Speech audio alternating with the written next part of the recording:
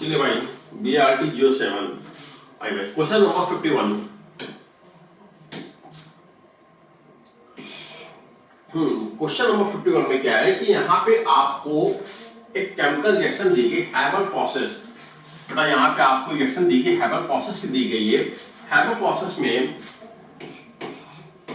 N2 gases plus H2 gases is equal to ammonia gas का formation होगा।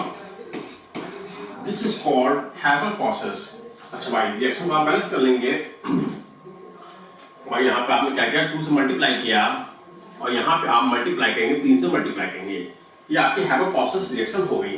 अब question आपको क्या गिवन है? क्वेश्चन ने कहा है कि कंसंट्रेशन ऑफ अमोनिया पर time is 4 × 10⁻³ mole litre inverse second inverse. Question में आपको अमोनिया की कंसंट्रेशन दी गई है और क्वेश्चन ने आपसे पूछा है रेट ऑफ रिएक्शन। क्वेश्चन में आपसे रेट ऑफ रिएक्शन पूछी गई है with the respect of hydrogen. Hydrogen के रिस्पेक्ट में हमें रेट ऑफ रिएक्शन निकालनी है। चलिए भाई यहां तक आपने कर लिया। अब हम यहां पे लिखेंगे रेट लॉ का एक्सप्रेशन। मैं यहां देता हूं, नीचे जगह नहीं है। चलिए भाई रेट लॉ का एक्सप्रेशन लिखेंगे तो change in a concentration of N2 gas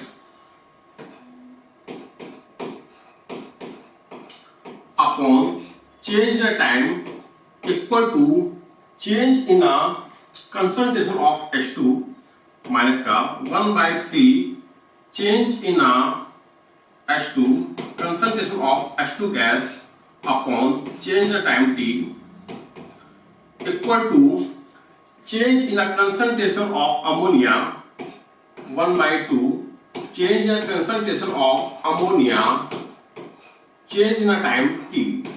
ये आपने रेट लॉ का एक्सप्रेशन लिख दिया। अब क्वेश्चन में आपको जानकारी क्या दी गई? क्वेश्चन में आपको अमोनिया की कंसंट्रेशन दी गई। तो बेटा यहाँ पे आपको जो भी कंसंट्रेशन अमोनिया की दी गई है उसको उठा के आप यहाँ पे रखेंगे और बेटा इन दोनों के बीच में आप लगाएंगे रिलेशन। तो यहाँ पे रेट ऑफ रिएक्शन निकल आएगी with the respect of a hydrogen के। आइए सॉल्व कर लेते हैं।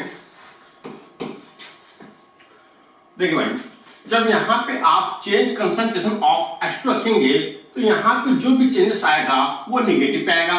नेगेटिव नेगेटिव प्लस हो जाएगा।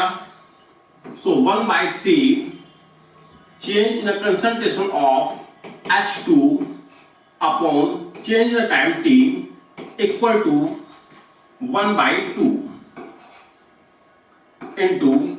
अब बेटा यहां पे आपको इंफॉर्मेशन दी गई है 40 × 10⁻³ तो हो जाएगा 20 × 10⁻³ हमें क्या निकालना? हमें यहां पे रेट ऑफ रिएक्शन निकालनी है with respect of H2 upon dt 1/3 20। ठीक है मल्टीप्लाई हो जाएगा तो बेटा हो जाएगा 60 × 10⁻³ ये आपका निकल आएगा आंसर। ठीक है चलिए भाई 3 का 20 में क्रॉस मल्टीप्लाई होगा तो आपका रेट ऑफ रिएक्शन निकल आएगा with respect of H2। Answer क्या हो जाएगा? फर्स्ट। चलिए भाई आगे बढ़ते हैं क्वेश्चन नंबर 52। क्वेश्चन नंबर 52 में क्या है कि आपको क्वेश्चन दिया गया कि carboxylic acid are easily ionized. Carboxylic acid अपने अंदर से बड़ी आसानी से H+ आयन को निकाल देता है। ऐसा क्यों होता है? देखिए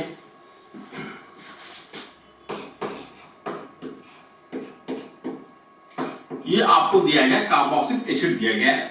इसने क्या किया? अपने अंदर से एक H+ आयन को निकाला। भाई एसिड है तो H+ आयन को निकालेगा। जब ये कार्बोक्सिलिक एसिड अपने अंदर से H+ आयन को निकालेगा तो ये बना लेगा अपना कार्बोक्सिलेट। अब ये बन गया कार्बोक्सिलेट आयन बन गया। अब देखिए अगर आपसे क्वेश्चन पूछा जाए कि इन दोनों में ज्यादा स्टेबिलिटी किसकी होगी तो ज्यादा स्टेबिलिटी होगी कार्बोक्सिलेट आयन की होगी। ऐसा क्यों? क्योंकि जैसे इसने अपने अंदर से H+ आयन को निकाला तो इस ऑक्सीजन पे आ गया एक निगेटिव चार्ज। अब ये निगेटिव चार्ज डीलोकलाइज हो जाएगा और ये पाई बॉन्ड डीलोकलाइज होके ऑक्सीजन पे आ जाएगा, तो यहां पे हो जाएगा रेजोनेंस। ऐसे मॉलिक्यूल जो रेजोनेंस के द्वारा स्टेबलाइज होते हैं उनका स्टेबिलिटी बहुत ज्यादा बढ़ जाती है। अब यहां पे आपने देखा कि यहां पे आपको दो रेजोनेटिंग स्ट्रक्चर इक्विवेलेंट मिल रहे हैं तो जाहिर सी बात है ये अपने अंदर से एस आयन को निकालेगा ताकि अपनी स्टेबिलिटी को बढ़ा सके। ऐसा क्यों हुआ? क्योंकि यहाँ पे रेजोनेंस स्टेबलाइज हो गया। तो आंसर क्या होगा? Resonance stabilization of a carboxylate ion. चलिए भाई आगे बढ़ते हैं। Question number 53।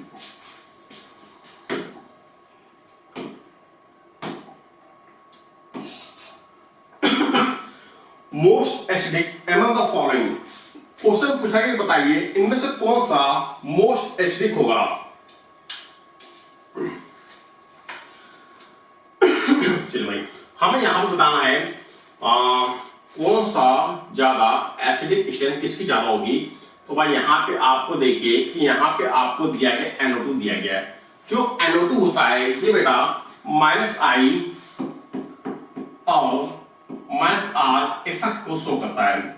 अब यहां पे भी NO2 दिया गया है और यहां पे भी NO2 दिया गया है। देखिए बात कर लेते हैं एसिडिक स्ट्रेंथ की। भाई जो एसिडिक स्ट्रेंथ होता है ये H+ लूजिंग टेंडेंसी के डायरेक्टली होता है and ionization constant of acid पे डायरेक्टली होता है -I एंड -R के डायरेक्टली होगा और +I +R के इनवर्सली होता है। ठीक है। अब यहां पे आप देखेंगे कि फर्स्ट सेकंड और थर्ड पे यहां पे -I इफेक्ट और -R इफेक्ट लगे। यदि किसी एसिड से -I या -R को लगा देते हैं तो उसकी एसिडिक स्ट्रेंथ और भी ज्यादा बढ़ जाती है। अब क्वेश्चन उठा भाई तो जायज कंफर्म है कि फोर्थ वाले की स्ट्रेंथ सबसे कम होगी। अब हमें इन तीनों में चेक करना है कि ज्यादा एसिडिक कौन होगा। भाई यहां पे देखिए यहां पे लगा NO2 लगा है। जो -I होता है इंडक्टिव इफेक्ट, ये डिस्टेंस डिपेंडिंग इफेक्ट होता है। मतलब डिस्टेंस जितनी कम होगी इंडक्टिव इफेक्ट उतना ज्यादा पड़ेगा। इंडक्टिव इफेक्ट उतना ज्यादा पड़ेगा। तो यहां पे आपने देखा कि डिस्टेंस बहुत कम है। अगर डिस्टेंस कम है तो यहां पे इंडक्टिव इफेक्ट होगा मैक्सिमम, और इंडक्टिव इफेक्ट जितना ज्यादा होगा उसका एसिडिक स्ट्रेंथ उतना ज्यादा हो जाएगा। तो जाहिर बात है फर्स्ट वाला आंसर का राइट आंसर होना चाहिए। बट यहां पे होता क्या है कि यहां पे जो हाइड्रोजन है वो ऑक्सीजन से लगा है और यहां पे लगा है नाइट्रोजन। तो यहां पे बेटा होने लगता है चिलेशन। यहां पे इन दोनों के बीच में होगा चिलेशन, जिसके कारण ये H+ आयन आसानी से बाहर नहीं निकल पाएगा। तो बेटा इसका जो एसिडिक स्ट्रेंथ होता है वो थोड़ा सा कम हो जाता है। अब ज्यादा किसका होगा? भाई यहां पे देखिए मीट अप पोजीशन पे लगा NO2। जो मीट अप पोजीशन को होता है यहां पे -I इफेक्ट शो नहीं करता, यहां पर सिर्फ और सिर्फ -I इफेक्ट शो करेगा। बट पैरा पे -I इफेक्ट भी शो करेगा और -R इफेक्ट भी शो करेगा। अब यहां पे चिलेशन होने के कारण इसकी जो स्ट्रेंथ होगी कम हो जाएगी और पैरा की स्ट्रेंथ ज्यादा हो जाएगी। तो आंसर हो जाएगा आपका थर्ड हो जाएगा। ठीक है, चलिए भाई आगे बढ़ते हैं।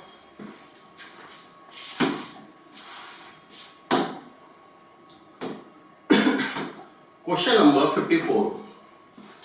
क्वेश्चन नंबर 54 में आपको दिया गया है कि the rate constant of a reaction at a temperature 200 kelvin 10 times less than the rate constant at a 400 Kelvin। Question कह रहा है रेट कांस्टेंट अच्छा भाई जब आपके पास टेम्परेचर T1 200 केल्विन था तो बेटा रेट कांस्टेंट K1 जो थी वो 10 times less than rate constant at a 400 kelvin. मतलब समझिएगा, अगर आप टेम्परेचर को 200 केल्विन से 400 केल्विन कर देते हैं तो जो K1 होगा, जो रेट कांस्टेंट K1 है, वो K2 से 10 टाइम्स कम हो जाएगी। तो इसका मतलब यहाँ पे जो K2 होगा वो 10 टाइम्स ज्यादा होगा K1 से। तो बेटा यहाँ पे K1 कितना, K2 कितना हो जाएगा 10 की पावर 2 और K1 आ जाएगा 10। ठीक है, समझ गए? चलिए भाई, अब आगे क्वेश्चन में क्या कहा है, activation energy of the reaction. और क्वेश्चन में आपसे एक्टिवेशन एनर्जी पूछी गई है। चलिए भाई लगा सकते हैं, log K2 upon K1 equal to activation energy upon 2.303 R into 1 upon T1 minus का 1 अपॉन T2। ठीक है, हमने यहां पे क्या किया कि आर्गेनियस इक्वेशन का लॉगरिथमिक फॉर्म ले लिया और हमें यहां पे एक्टिवेशन एनर्जी को कैलकुलेट करना है। अब बस आप यहां पे वैल्यू को पुट अप करेंगे तो log K2 upon K1, log K2 की वैल्यू दी गई है 10 की पावर 2 मतलब 100 upon 10 equal to activation energy divided by 2.303 R into 1 upon T1 आपको दिया गया है 200 केल्विन माइनस का 1 अपॉन 400 केल्विन।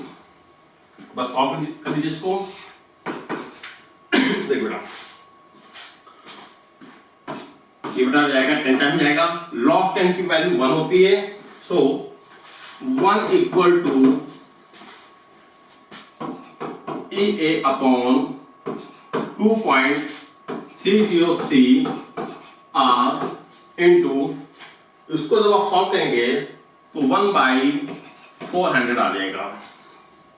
ठीक है, सॉल्व कर लेंगे बेटा, तो यहां से आपका जो एक्टिवेशन एनर्जी है वो आ जाएगी, एक्टिवेशन एनर्जी इक्वल टू जाएगा 2.303 R इंटू 400। बेटा सॉल्व करने पे जो वैल्यू आएगी 921.2 R, ये आएगा। कोई आंसर मैच कर रहा है? Second is the right answer होगा। ठीक है, चलिए भाई आगे बढ़ते हैं। Question number 55।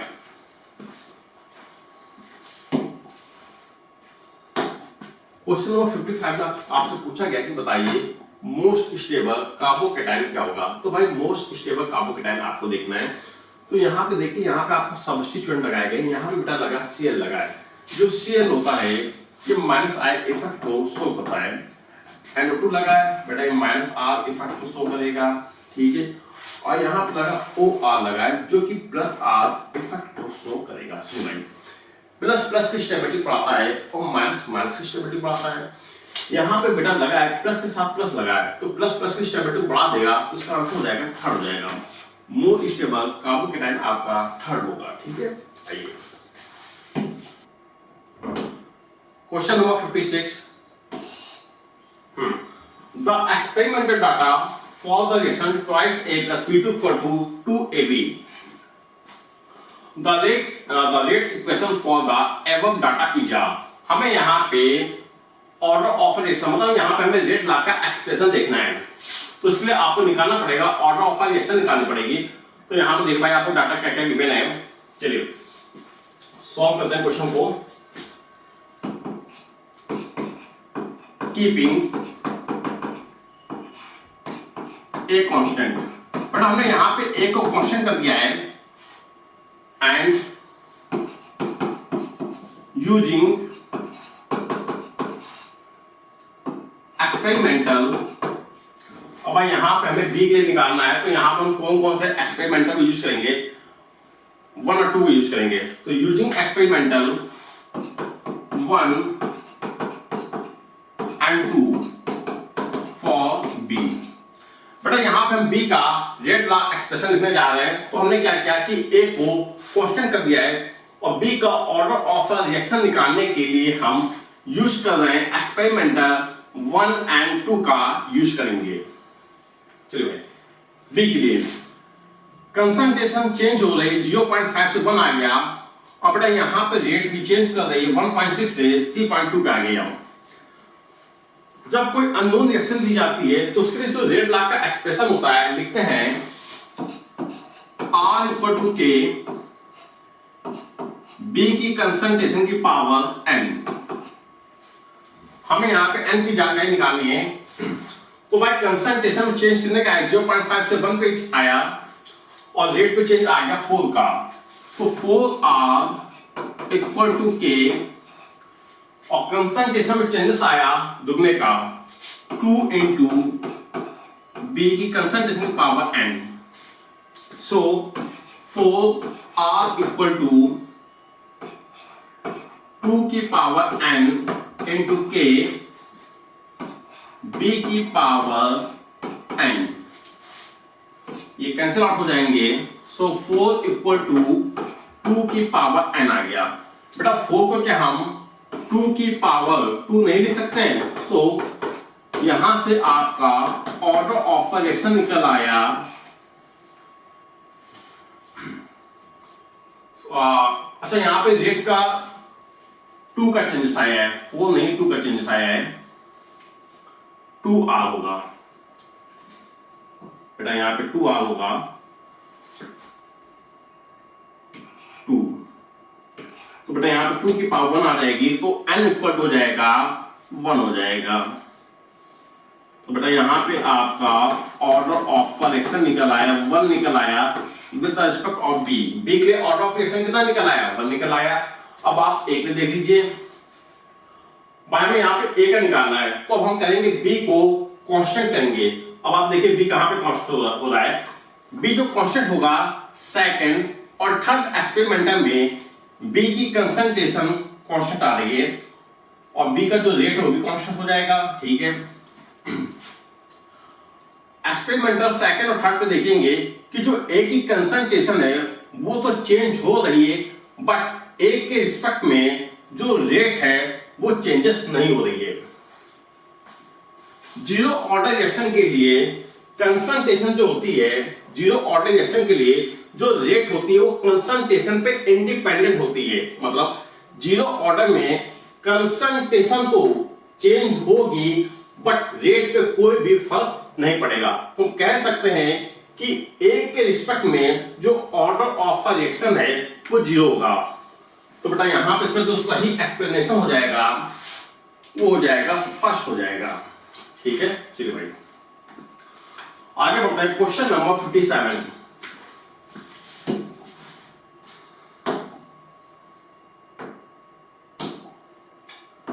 क्वेश्चन नंबर 57 में क्या है कि in the compound given below. अच्छा भाई यहां पे आपको कंपाउंड दिया गया। क्वेश्चन ने आपसे एसिडिटी का ऑर्डर पूछा है एक्स वाई और जेड।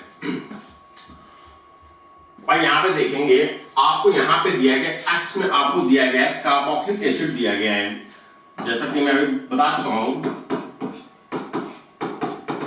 जब ये अपने अंदर से H प्लस आयन को निकालेगा तो बना लेगा कार्बोक्सिलेट आयन बना लेगा और जो कार्बोक्सिलेट आयन होता है ये रेजोनेंस के द्वारा स्टेबलाइज हो जाएगा तो इसकी एसिडिटी Y और Z से ज्यादा हो जाएगी।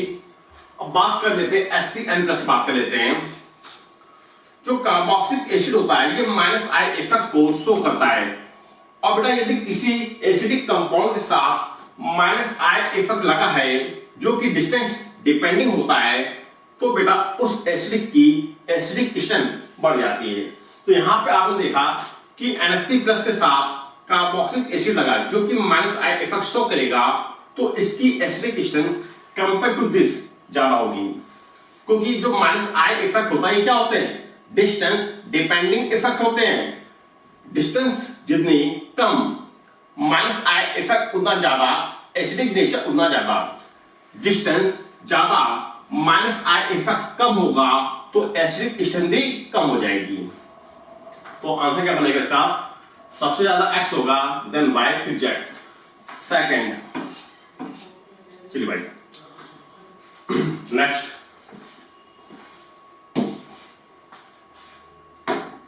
क्वेश्चन में आपको केमिकल रिएक्शन दी गई है और क्वेश्चन में आपको टी हाफ की इंफॉर्मेशन दी गई है और क्वेश्चन ने आपसे टोटल टाइम पूछा है। तो क्वेश्चन में केमिकल रिएक्शन क्या है कि x कन्वर्ट हो रहा है y प्लस जेड में कन्वर्ट हो रहा है, ठीक है। ये आपको फर्स्ट ऑर्डर की इक्वेशन दी गई है और फर्स्ट ऑर्डर की इक्वेशन के लिए आपको टी हाफ दिया गया है, 10 मिनट्स दिया गया है और क्वेश्चन ने आपसे टोटल टाइम पूछा है। मतलब यहां पे हमें फर्स्ट ऑर्डर की हाफ लाइफ टाइम इक्वेशन लगानी पड़ेगी और फुल टाइम इक्वेशन भी लगानी पड़ेगी। तो सबसे पहले हम क्या करते हैं, k into t half equal to 0.693। तो बेटा यहां पे जब आप टी हाफ की वैल्यू रखेंगे तो रेट कांस्टेंट k की वैल्यू निकल आएगी। So k equal to 0.693 divided by 10। बेटा यहां से आपका रेट कांस्टेंट निकल आएगा, ठीक है। और हमें क्या निकालना है, हमें निकालना है टोटल टाइम। तो हम यहां पे लगाएंगे फर्स्ट ऑर्डर की दूसरी इक्वेशन, क्या होगी, kt बराबर 2.303 लॉग इनिशियल कंसंट्रेशन अपॉन बची हुई कंसंट्रेशन A। अब क्वेश्चन यहां पे क्या कहा, क्वेश्चन में कहा कि हमारे पास जो भी इनिशियल कंसंट्रेशन थी उसमें से 10% बच गया, ओरिजिनल कंसंट्रेशन का 10% बच गया। तो हमने मान लिया कि जो इनिशियल कंसंट्रेशन है वो 100 है, तो बची हुई कंसंट्रेशन कितनी आ गई, 10 आ गई। मतलब 90% जो रिएक्टेंट है वो कन्वर्ट हो गया प्रोडक्ट में। सो K की वैल्यू आपने निकाल लिया है, टाइम t हम निकाल लेंगे। Time t equal to 2.303 log initial concentration 100 upon बची हुई कंसंट्रेशन 10। और रेट कांस्टेंट के ये आ जाएगा टाइम के नीचे, ठीक है। अच्छा भाई डिवाइड कर देंगे तो ये 10 टाइम्स चला जाएगा और log 10 की वैल्यू होगी 1 होगी। सो टोटल टाइम t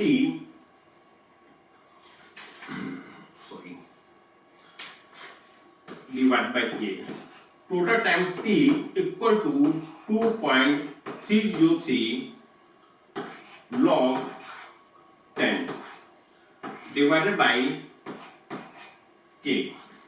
बेटा log 10 की वैल्यू क्या होती है, 1 होती है। तो total time t equal to 2.303 और यहां पे आपका जो रेट कांस्टेंट है 0.693, 10 ऊपर जाके मल्टीप्लाई हो जाएगा तो बेटा यहां से आपका टोटल टाइम निकल आएगा, अप्रॉक्स टोटल टाइम निकल के आएगा 33 minutes. Second is the right answer होगा, ठीक है। चलिए आगे बढ़ते हैं, क्वेश्चन नंबर 59। क्वेश्चन नंबर 59 में आपको फर्स्ट ऑर्डर का करेक्ट एक्सप्रेशन बताना है। तो भाई यहां पे आपको जो फर्स्ट ऑर्डर देगी एक्सपोनेंशियल फॉर्म में दिया गया है। तो बेटा फर्स्ट ऑर्डर के जो एक्सपोनेंशियल फॉर्म होता है a equal to a naught e की पावर माइनस kt ये होता है। बट क्वेश्चन में आपको a और a नॉट नहीं दिया गया, बल्कि यहाँ पे आपको ct और c नॉट दिया गया। तो मैं बता दूं तो बेटा यहाँ पे जो c नॉट है ये बेटा डिनोट कर रहा है a नॉट को। a नॉट को मतलब इनिशियल कंसंट्रेशन को बता रहा है। और बेटा यहाँ क्वेश्चन में आपको जो ct दिया गया है ये बेटा डिनोट कर रहा है a को। a जो होती है ये होती है रिमेनिंग कंसंट्रेशन जो बच गई है। a equal to a naught e की पावर माइनस kt है। कोई ऑप्शन मैच कर रहा, कोई नहीं मैच कर रहा। आइए क्या करते हैं भाई, अब यहां पे देखेंगे a नॉट इंटू e की पावर माइनस kt। तो क्या हम ये नहीं लिख सकते हैं कि a naught equal to a divided by e की पावर माइनस kt आप लिख सकते हैं ना। अच्छा भाई जब आप e की पावर माइनस kt को ऊपर लेके जाएंगे तो साइन चेंज हो जाएगा। तो a naught equal to a into e की पावर kt। क्या समझ में आ रहा है? Second is the right answer हो जाएगा। ठीक भाई, यहाँ पे a नॉट बेटा, यहाँ पे c नॉट है, ये a नॉट क्या है, ये c नॉट हो गया इक्वल टू, और यहाँ पे बेटा जो a है ये आपका ct हो गया, ये आपका ct हो गया, और e की पावर kt हो गया। देखिए भाई सेकंड आंसर क्या है, मैच कर रहा है। ठीक है, आइए भाई चलिए question number 60। If the activation energy of the forward reaction is 150 kilojoule mole inverse, question ने कहा है कि एक्टिवेशन एनर्जी ऑफ फॉरवर्ड, ये आपको दिया गया है 150 किलो जूल मोल इनवर्स, ये आपको इंफॉर्मेशन गिवन है। फिर क्वेश्चन ने क्या कहा है कि the reverse reaction is 260 kilo joule mole inverse. Question में आपको एक्टिवेशन एनर्जी ऑफ बैकवर्ड दिया गया है 260 किलो जूल मोल इनवर्स, ये आपको दिया गया है। और क्वेश्चन में आपसे पूछा गया है चेंज एंथैल्पी पूछी गई है, तो लगा देंगे delta H equal to activation energy of forward minus का एक्टिवेशन एनर्जी ऑफ बैकवर्ड। इन दोनों के एक्टिवेशन एनर्जी का जो डिफरेंस होगा वही इस रिएक्शन की एंथैल्पी हो जाएगी। सो एक्टिवेशन एनर्जी ऑफ फॉरवर्ड आपको दिया गया है 150 किलो जूल मोल इनवर्स, और एक्टिवेशन एनर्जी बैकवर्ड आपको दिया गया है 260 किलो जूल मोल इनवर्स। तो बेटा यहां से आपकी जो एंथैल्पी आएगी नेगेटिव में आ जाएगी, एंथैल्पी इक्वल टू माइनस का 110 किलो जूल मोल इनवर्स। देखिए भाई कोई आंसर मैच कर रहा है। सेकंड भाई यहां पे आपको चेंज एंथैल्पी निकालना था, तो यहां पे आपको दोनों एक्टिवेशन एनर्जी का डिफरेंस देखना था। Inversion of a sucrose, by inversion of a sucrose किस रिएक्शन का एग्जांपल है, zero order, first order, second की थर्ड ऑर्डर का एग्जांपल है। Inversion of a sucrose C12 H22 O11 in presence of excess of water। बेटा यहां हम water को लेते हैं, एक्सेस में लेते हैं C6 H11 O12 plus C6 H11 O12। बेटा ये हमें मिल जाएगा ग्लूकोज एंड फ्रक्टोज। अब देखने में ये रिएक्शन आपको लग रही है कि सेकंड ऑर्डर की रिएक्शन है, बट ये सेकंड ऑर्डर की रिएक्शन नहीं होती, ये होती सीडो ऑर्डर रिएक्शन होती। कौन सी रिएक्शन होती है? सीडो रिएक्शन होती है, क्योंकि यहां पे जो वाटर होता है एक्सेस में होता है। तो बेटा हम कह सकते हैं this is a pseudo first order reaction. ये क्या होती है? फर्स्ट ऑर्डर की रिएक्शन होती है, जो कि देखने में लगता है कि हायर ऑर्डर की रिएक्शन है, बट होती फर्स्ट ऑर्डर की रिएक्शन है। आंसर क्या हो जाएगा इसका? सेकंड। चलिए भाई आगे बढ़ते हैं। Question number 62।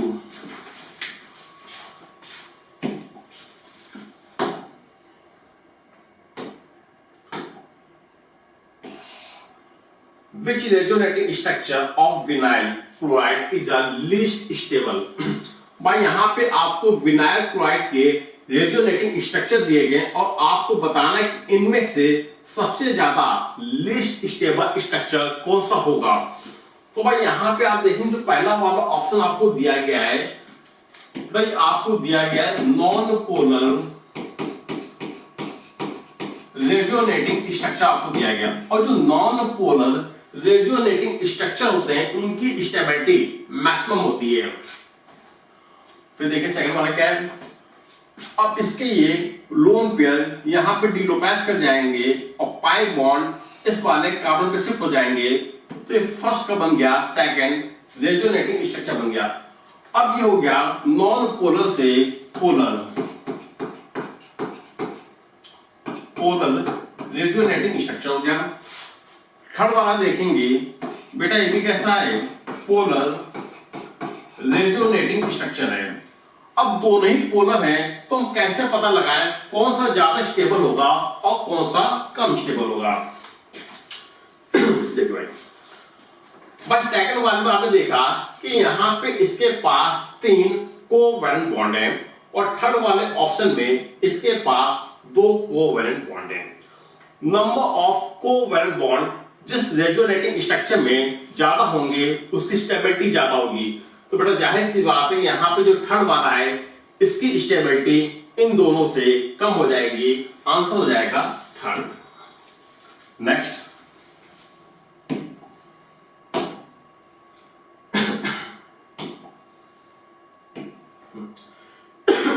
the rate constant of a first order equation is a 6.909 minute inverse.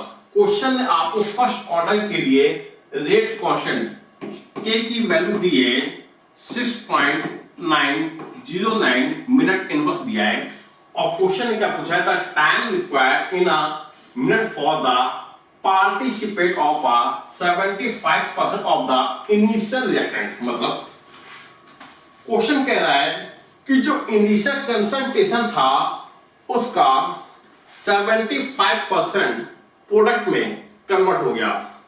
बेटा अगर इनिशियल कंसंट्रेशन का 75% प्रोडक्ट में कन्वर्ट हो जाएगा तो बची कंसंट्रेशन आ जाएगी 25%।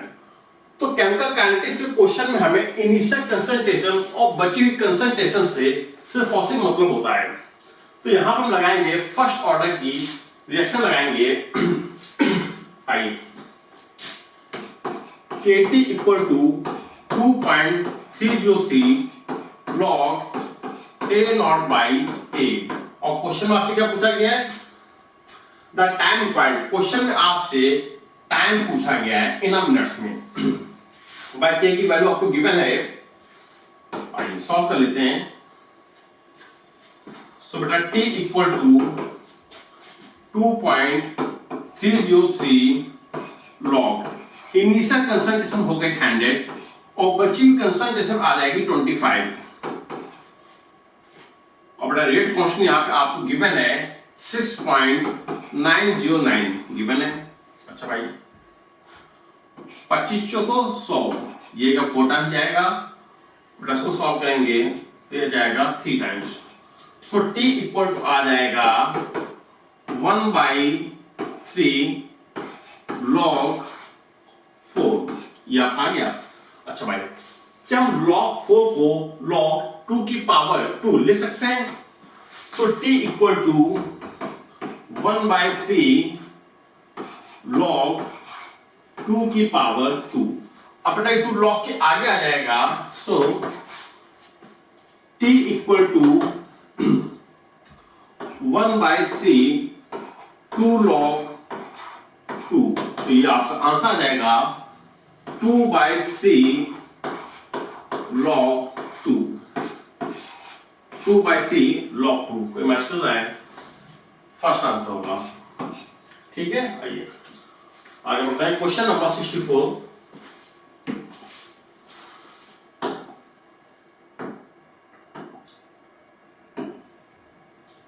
क्वेश्चन में आपको कार्बोकैटायन की स्टेबिलिटी का ऑर्डर बताना है। भाई यहां पे देखेंगे आप, जो फर्स्ट ऑप्शन आपको दिया गया है कि यहां पे आपको सेकेंडरी कार्बोकैटायन दिया गया है और बेटा यहां पे भी आपको सेकेंडरी कार्बोकैटायन दिया गया है, यहां पे आपको 1 डिग्री कार्बोकैटायन दिया गया और ये आपको दिया गया 1 डिग्री कार्बोकैटायन दिया गया है, आपको दिया गया है। ठीक है, जैसा कि हम लोग जानते हैं tertiary carbocation is more stable than secondary carbocation and secondary carbocation is more stable than primary carbocation। ठीक है, अब यहां पे देखेंगे कि भाई सेकेंडरी कार्बोकैटायन यहां पे भी दिया गया है और सेकेंडरी कार्बोकैटायन यहां पे भी दिया गया है। बेटा यहां पे देखो सेकेंडरी कार्बोकैटायन के बगल में एक ऐसा एटम या ऐसा ग्रुप लगा है जिसके पास लोन पेयर है।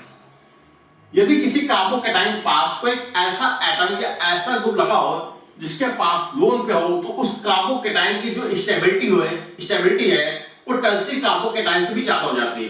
तो बेटा इसकी जो स्टेबिलिटी है वो सबसे ज्यादा होगी, तो सबसे ज्यादा स्टेबल क्या हो जाएगा? फर्स्ट वाला होगा। अब देखिए भाई यहां पे सेकेंडरी कार्बोकेटाइन दिया गया है और यहां पे आपको दिया गया 1 डिग्री कार्बोकेटाइन दिया गया, बट यहां पे इस कार्बोकेटाइन के जस्ट बगल में रखा है ऑक्सीजन, और बेटा ऑक्सीजन पास होते हैं लोन पेयर, जिसके कारण यहां पे प्राइमरी कार्बोकेटाइन की स्टेबिलिटी सेकेंडरी कार्बोकेटाइन से ज्यादा हो जाएगी, तो ऑर्डर निकल आएगा फर्स्ट देन थर्ड। आइए अब आइए सेकेंडरी और ये प्राइमरी है, तो क्या हो जाएगा? सेकेंड और फर्स्ट। तो बेटा ये आपका निकल आया कार्बोकेटाइन का स्टेबिलिटी का ऑर्डर, सबसे ज्यादा फर्स्ट, फिर थर्ड, सेकेंड और fourth is the right answer होगा। चलिए भाई आगे बढ़ते हैं। Next question number 65।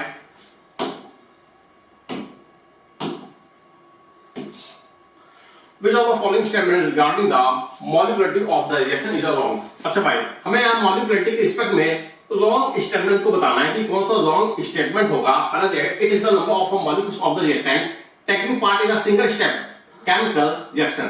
जी भाई बिल्कुल सही स्टेटमेंट दिया गया है। मॉलिक्युलरिटी किसी केमिकल रिएक्शन में रिएक्टेंट के जितने मॉलिक्यूल पार्टिसिपेट करते हैं वही इसकी मॉलिक्युलरिटी कहलाती है। पहला स्टेटमेंट बिल्कुल सही। सेकंड क्या? It is a calculate from the reaction mechanism. Yes बिल्कुल सही दिया गया। थर्ड वाला it may be either a whole number of fractional. ये गलत दिया गया भाई। मॉलिक्युलरिटी कभी भी फ्रैक्शनल में नहीं होती, हमेशा होल नंबर में होती है। आपसे रॉन्ग स्टेटमेंट पूछा गया था, third is the right answer कि मॉलिक्युलरिटी कभी भी फ्रैक्शन में नहीं होती, हमेशा होल नंबर में होती है। आगे बढ़ते हैं question number 66। Which of the following is the most stable compound? यहां पे आपको बताना है कौन सा कार्बोकेटाइन मोस्ट स्टेबल होगा, तो आई थिंक इसका आंसर फर्स्ट होना चाहिए, क्योंकि बेटा यहां पे ट्राइफिनाइल मिथाइल कार्बोकेटाइन आपको दिया गया है। जो ट्राइफिनाइल मिथाइल कार्बोकेटाइन है यहां पे झेल के रेजोनेंस होगा, तो इसकी स्टेबिलिटी भी ज्यादा हो जाएगी। आंसर हो जाएगा फर्स्ट। आगे बढ़ते हैं next. The rate constant of first order reaction is 3 into 10 to the power minus 6 per second if the initial concentration is 0.1 molar. The initial rate of a reaction। Question में आपसे initial rate of a reaction पूछी गई और question में आपको दिया गया है रेट कांस्टेंट की वैल्यू दी गई है 3, ये बेटा आपको दिया गया रेट कांस्टेंट दिया गया है और इनिशियल कंसंट्रेशन आपको ए नॉट गिवन है 0.1 मोलर और क्वेश्चन में आपसे रेट ऑफ अ रिएक्शन पूछा गया है। जब कोई अननोन रिएक्शन दी जाती है तो हम रेट ला एक्सप्रेशन लिखते हैं R इक्वल टू के कंसंट्रेशन की पावर n, ये लिखते हैं। ठीक है, हमें क्या निकालना? रेट ऑफ रिएक्शन निकालना है। So R equal to rate constant is a given 3 into 10 की power minus 6 into initial concentration आपको दी गई है 0.1 मोलर। अब बेटा यहां तो क्वेश्चन ने आपसे कह दिया कि फर्स्ट ऑर्डर रिएक्शन है, फर्स्ट ऑर्डर रिएक्शन है कि n की वैल्यू यहां पे 1 होगी, तो बेटा यहां से आपका रेट निकल आएगा, मल्टीप्लाई करेंगे सो आ जाएगा 3 into 10 की पावर -7। कोई आंसर मैच कर रहा है? Fourth answer. ठीक है, आइए next. How many bond are there in a, बताइए यहां पे कितने सिग्मा और कितने पाई बॉन्ड होंगे?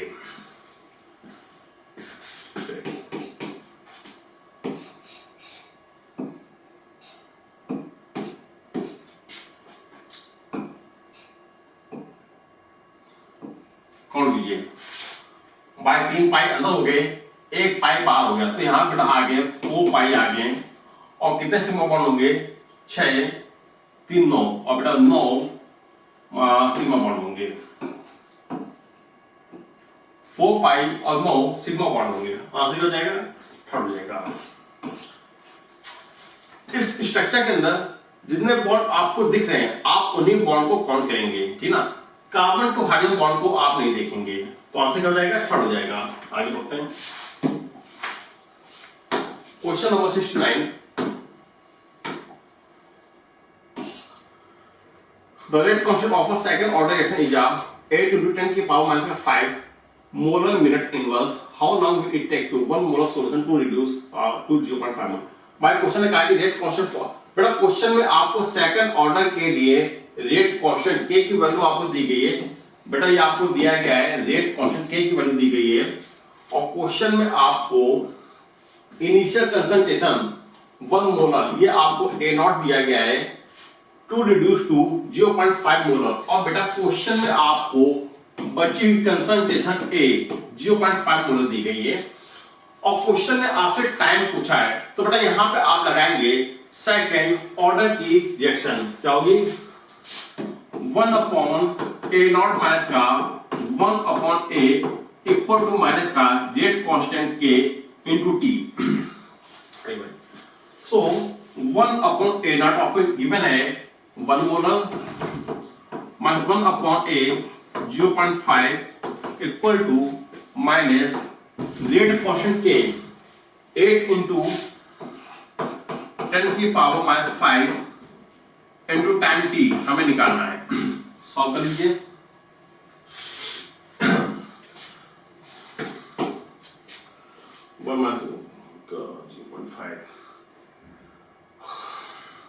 तो आ गया 1 इक्वल टू माइनस का 1 इंटू 8 इंटू 10 की power minus 5 into time T, minus minus cancel out हो जाएगा, तो बेटा यहाँ पे आपकी टी की वैल्यू आ जाएगी, टी इक्वल हो जाएगा 1/8 इंटू 10 की पावर माइनस 5, ठीक है हो जाएगा, और 10 की पावर माइनस 5 ऊपर जाएगा प्लस में हो जाएगा, टी इक्वल टू 1 इंटू 10 की पावर 5 डिवाइडेड बाई 8। बेटा यहाँ पे 0 लगाएंगे तो यहाँ माइनस बंद करेंगे, 8 गुना 16 1.25 इंटू 10 की पावर 4। बेटा इसका जो आंसर हो जाएगा 1.25 इंटू 10 की पावर 4 मिनट, 4 के साथ राइट आंसर होगा। चलो भाई बहुत ही सिंपल क्वेश्चन था, यहाँ पे आपको सेकंड ऑर्डर इक्वेशन लगानी थी और क्वेश्चन को सॉल्व करना है। क्वेश्चन नंबर 70,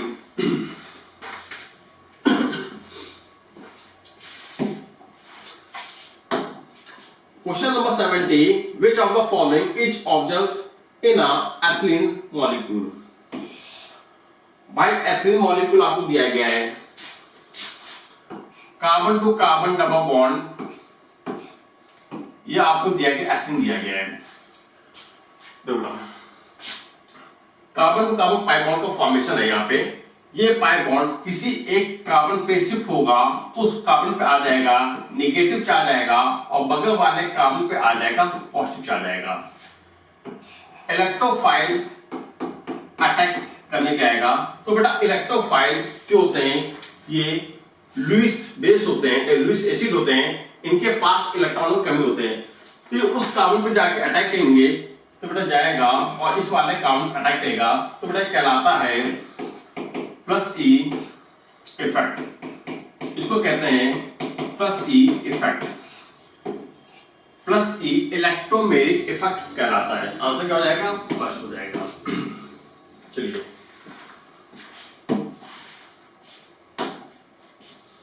71 में क्या है भाई, 75% of first order reaction is complete in 30 minute. Question कह रहा है कि 75% रिएक्शन को कंप्लीट होने में 30 मिनट का टाइम लगा है, तो बताइए कि 93.75% को कंप्लीट होने में कितना टाइम लगेगा। यहाँ पे आपको फर्स्ट ऑर्डर की 2 बार इक्वेशन अप्लाई करनी पड़ेगी, क्योंकि यहाँ पे आपको 2 कंडीशन दी गई है। तो फर्स्ट कंडीशन को अप्लाई करते हैं, ऑर्डर लगाएंगे, first order KT equal to 2.303 log A naught by A, ये आपको हो गई फर्स्ट कंडीशन हो गया। बेटा यहाँ पे क्वेश्चन में कहा है कि 75% फर्स्ट ऑर्डर रिएक्शन कंप्लीट हो रही है। अगर 75% कंप्लीट हो रहा तो 25% बचेगा, तो यहाँ से आपकी बची हुई कंसंट्रेशन आ जाएगी 25, KT बराबर 2.303 लॉग इनिशियल कंसंट्रेशन 100 हो गई और बची हुई कंसंट्रेशन आगे 25 आ गई। सॉल्व करेंगे 4 टाइम्स जाएगा और बेटा यहाँ पे आपको टाइम कितना दिया गया 30 मिनट्स दिया गया है। तो यहाँ से आपका रेट कांस्टेंट आ जाएगा K equal to 2.303 log 4 divided by time कितना है 30 मिनट्स ये आ गया। ठीक है, इसको सॉल्व कर लेते हैं। सो K इक्वल टू 2.303। अच्छा यहाँ पे log 4 है, क्या हम log 4 को 2 की पावर 2 लिख सकते हैं ना? तो बेटा यहाँ पे हम log 4 के स्थान पे 2 की पावर 2 ले लेंगे और जो 2 होगा ये log के आगे आ जाएगा। So K equal to 2.303 into 2 log 2 हो गया डिवाइड बाई टाइम कितना दिया गया 30 मिनट्स। तो यहाँ से आपका रेट कांस्टेंट K निकल आएगा। ठीक है, अब सेकंड कंडीशन में क्वेश्चन ने कहा है कि यहाँ पे आपकी 93.75% रिएक्शन कंप्लीट हो गई। तो बताइए कितना टाइम लगेगा। अब यहाँ पे सेकंड कंडीशन पे अप्लाई करेंगे, फिर से आप लगाएंगे first order equation KT equal to 2.303 log A naught by A और रेट कांस्टेंट K की वैल्यू आपने निकाल लिया है, टाइम T आपको निकालना है। So T equal to 2.303 log बेटा इनिशियल कंसंट्रेशन कितनी 100 थी, 100 हो गया और यहाँ पे इतनी कंप्लीट हो गई तो बचेगा कितना, बचेगा 6.25। ये आपकी आ गई A। इसको सॉल्व कर लेंगे तो बेटा यहाँ पे आएगा 16 टाइम्स आएगा। ठीक है, और K क्या हो जाएगा, K नीचे आ जाएगा। ये आपका आगे रेट कांस्टेंट के आगे जो आप निकाल चुके हैं। अब यहाँ पे देखिए टाइम T आपको निकालना है, T इक्वल टू 2.303। अब यहाँ पे देखिए log 16 है बेटा, log 16 को आप 2 की पावर 4 लिख सकते हैं ना। अभी जो 4 है log के आगे आ जाएगा। सो 4 log 2 आ गया अपॉन रेट कांस्टेंट K। अब यहाँ पे रेट कांस्टेंट K की वैल्यू उठा के आप पुट करेंगे 2.303 इंटू 2 log 2 हो जाएगा, 30 ऊपर चला जाएगा, हो गया। ये आपस में कैंसिल आउट हो गए, log 2 से log 2 कट जाएगा, 2 दूना 4, 2 गया और यहाँ पे आपका टोटल टाइम आ जाएगा 60 मिनट्स। ठीक है, कोई आंसर मैच कर रहा है? 4 इज द राइट आंसर होगा। आगे बढ़ते हैं क्वेश्चन नंबर 72।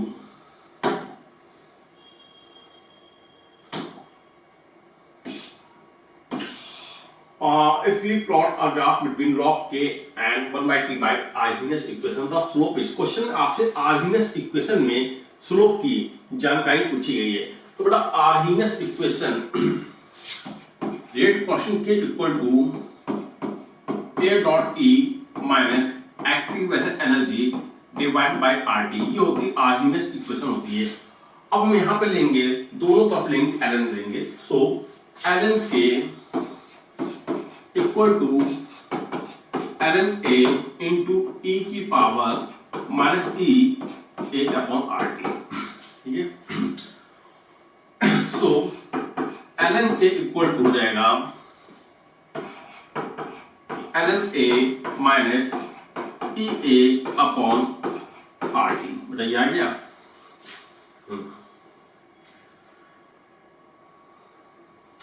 थोड़ा यहां से आपकी इक्वेशन मिल जाएगी ln K equal to ln A minus EA upon R into 1 by T आ गया। तो यहां से आपको वन लाइन इक्वेशन मिल जाएगी y equal to C minus का mx। अब यहाँ पे आपने देखा कि यहाँ पे जो स्लोप है, ये आपको जो स्लोप है माइनस का EA अपॉन R आएगा, कोई दिया गया है। Third is the right answer. अगर आप यहाँ से ln को हटाएंगे तो वहां पे log लग जाएगा 2.303। ठीक है, तो third is the right answer होगा। आगे बढ़ते हैं क्वेश्चन नंबर 73 पे।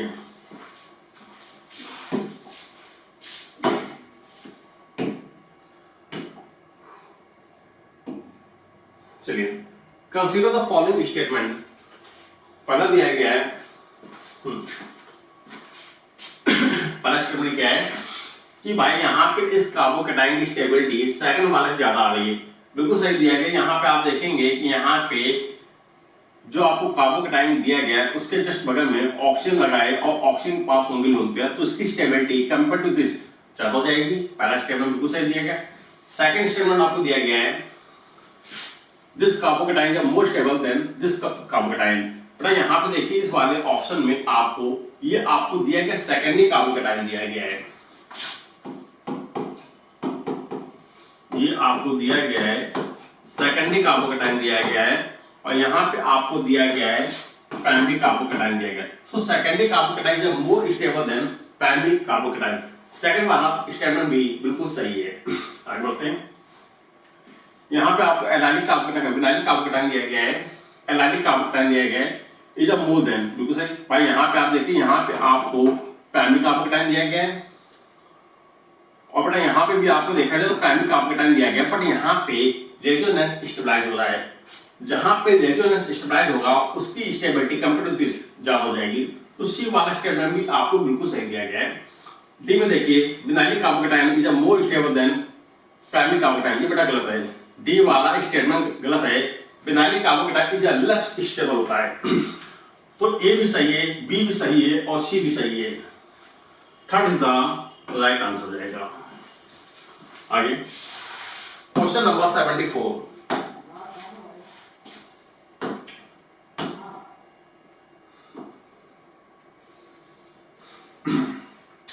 क्वेश्चन नंबर 74 में आपको नॉन एलिमेंट्री रिएक्शन दी गई है और क्वेश्चन में आपसे ऑर्डर ऑफ अ रिएक्शन पूछा गया है।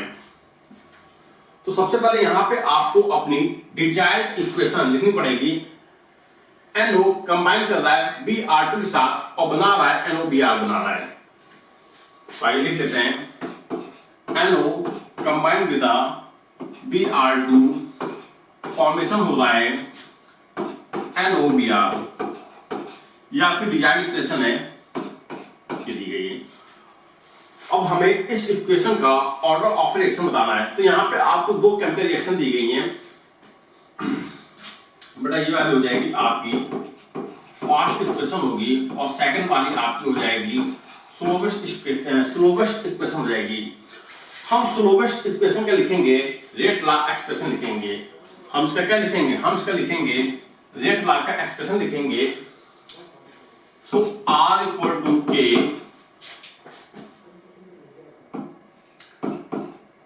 NO Br2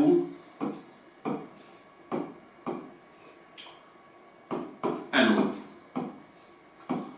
अब देखिए आपने जिस रिएक्शन का रेट लॉ एक्सप्रेशन लिखा है उसके रेट लॉ के एक्सप्रेशन में आ गया है NOBr2 आ गया, बट आपकी डिजाइन इक्वेशन में NOBr2 कहीं भी नहीं दिया गया है। मतलब यहाँ पे जो बीच में जो इंटरसेक्शन पॉइंट आएगा इसको आपको हटाना पड़ेगा। तो कैसे हटाएंगे? इसके लिए हम यूज करेंगे फर्स्ट इक्वेशन का यूज करेंगे और फर्स्ट वाली इक्वेशन का हम लिखेंगे Kc का एक्सप्रेशन लिखेंगे। सो फर्स्ट इक्वेशन का हम लिखेंगे Kc का एक्सप्रेशन। Kc इक्वल हो जाएगा प्रोडक्ट की कंसंट्रेशन की पावर n अपॉन रिएक्टेंट की कंसंट्रेशन की पावर n। प्रोडक्ट क्या है? NO Br2 divided by reactant की कंसंट्रेशन NO की पावर 1 Br2 की पावर 1। हमने यहां पे लिख दिया Kc का एक्सप्रेशन लिख दिया। अब हमें रेट लॉ के एक्सप्रेशन में NOBr2 को हटाना है। तो कैसे हटाएंगे भाई? सो NO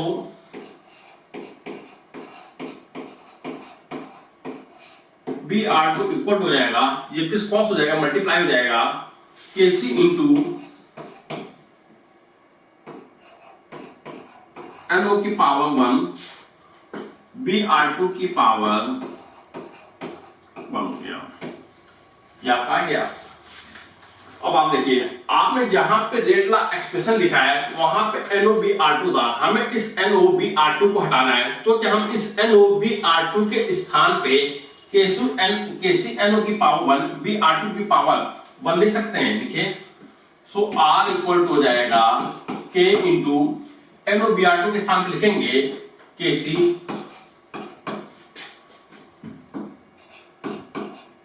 NO की पावर 1 BR2 की पावर 1 इंटू NO की power 1।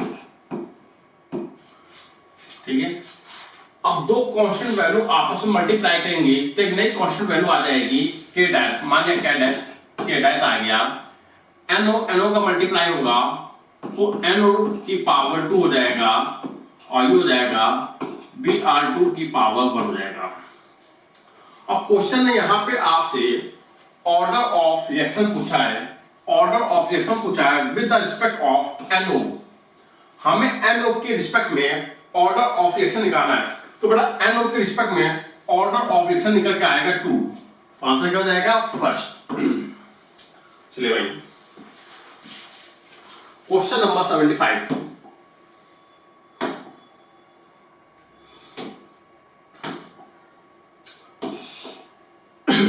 Which of the following statement about zero order reaction is not a true? Zero order के रिस्पेक्ट में कौन सा स्टेटमेंट सही नहीं? पहले आपको दी गई रेट कांस्टेंट की यहाँ पे यूनिट आपको दिया गया सेकंड इनवर्स, निकाल लीजिए, देखिए सही की गलत है। भाई जीरो ऑर्डर के लिए n की वैल्यू होगी 0 होगी, हमें यहाँ पे देखना रेट कांस्टेंट की यूनिट क्या होगी। So k equal to rate constant k equal to concentration की power 1 minus n upon time. Concentration हो जाएगा mole per litre upon time in second, 1 minus n।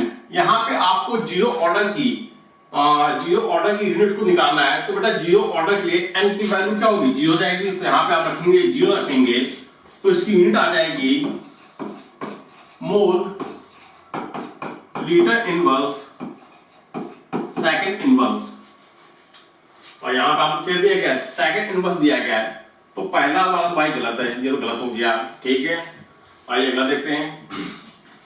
The graph between log reactant versus rate of a reaction is a straight line, बिल्कुल सही दिया गया है। आइए third वाला चेक कर लेते हैं। The rate of reaction increases with the decrease in the concentration of a reactant। बेटा गलत दिया गया है, जो थर्ड वाला स्टेटमेंट ही आपको गलत दिया गया कि rate of a reaction increases with the decrease concentration of a reactant. जैसा कि आप लोग जानते हैं कि जो जीरो ऑर्डर की जो रिएक्शन होती है उनके लिए जो रेट होती है, बेटा वो कंसंट्रेशन पे इंडिपेंडेंट होती है। कैसी होती है? इंडिपेंडेंट होती है। मतलब जीरो ऑर्डर रिएक्शन के लिए जो रेट होती है वो कंसंट्रेशन पे डिपेंड नहीं करती है। कंसंट्रेशन को आप चाहे बढ़ाओ चाहे घटाओ, बट रेट पे कोई भी फर्क नहीं पड़ेगा। तो थर्ड वाला स्टेटमेंट गलत दिया गया है, आंसर हो जाएगा both 1 and 3।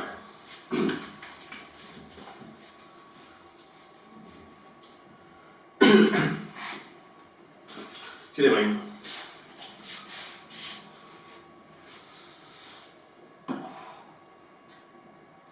Next,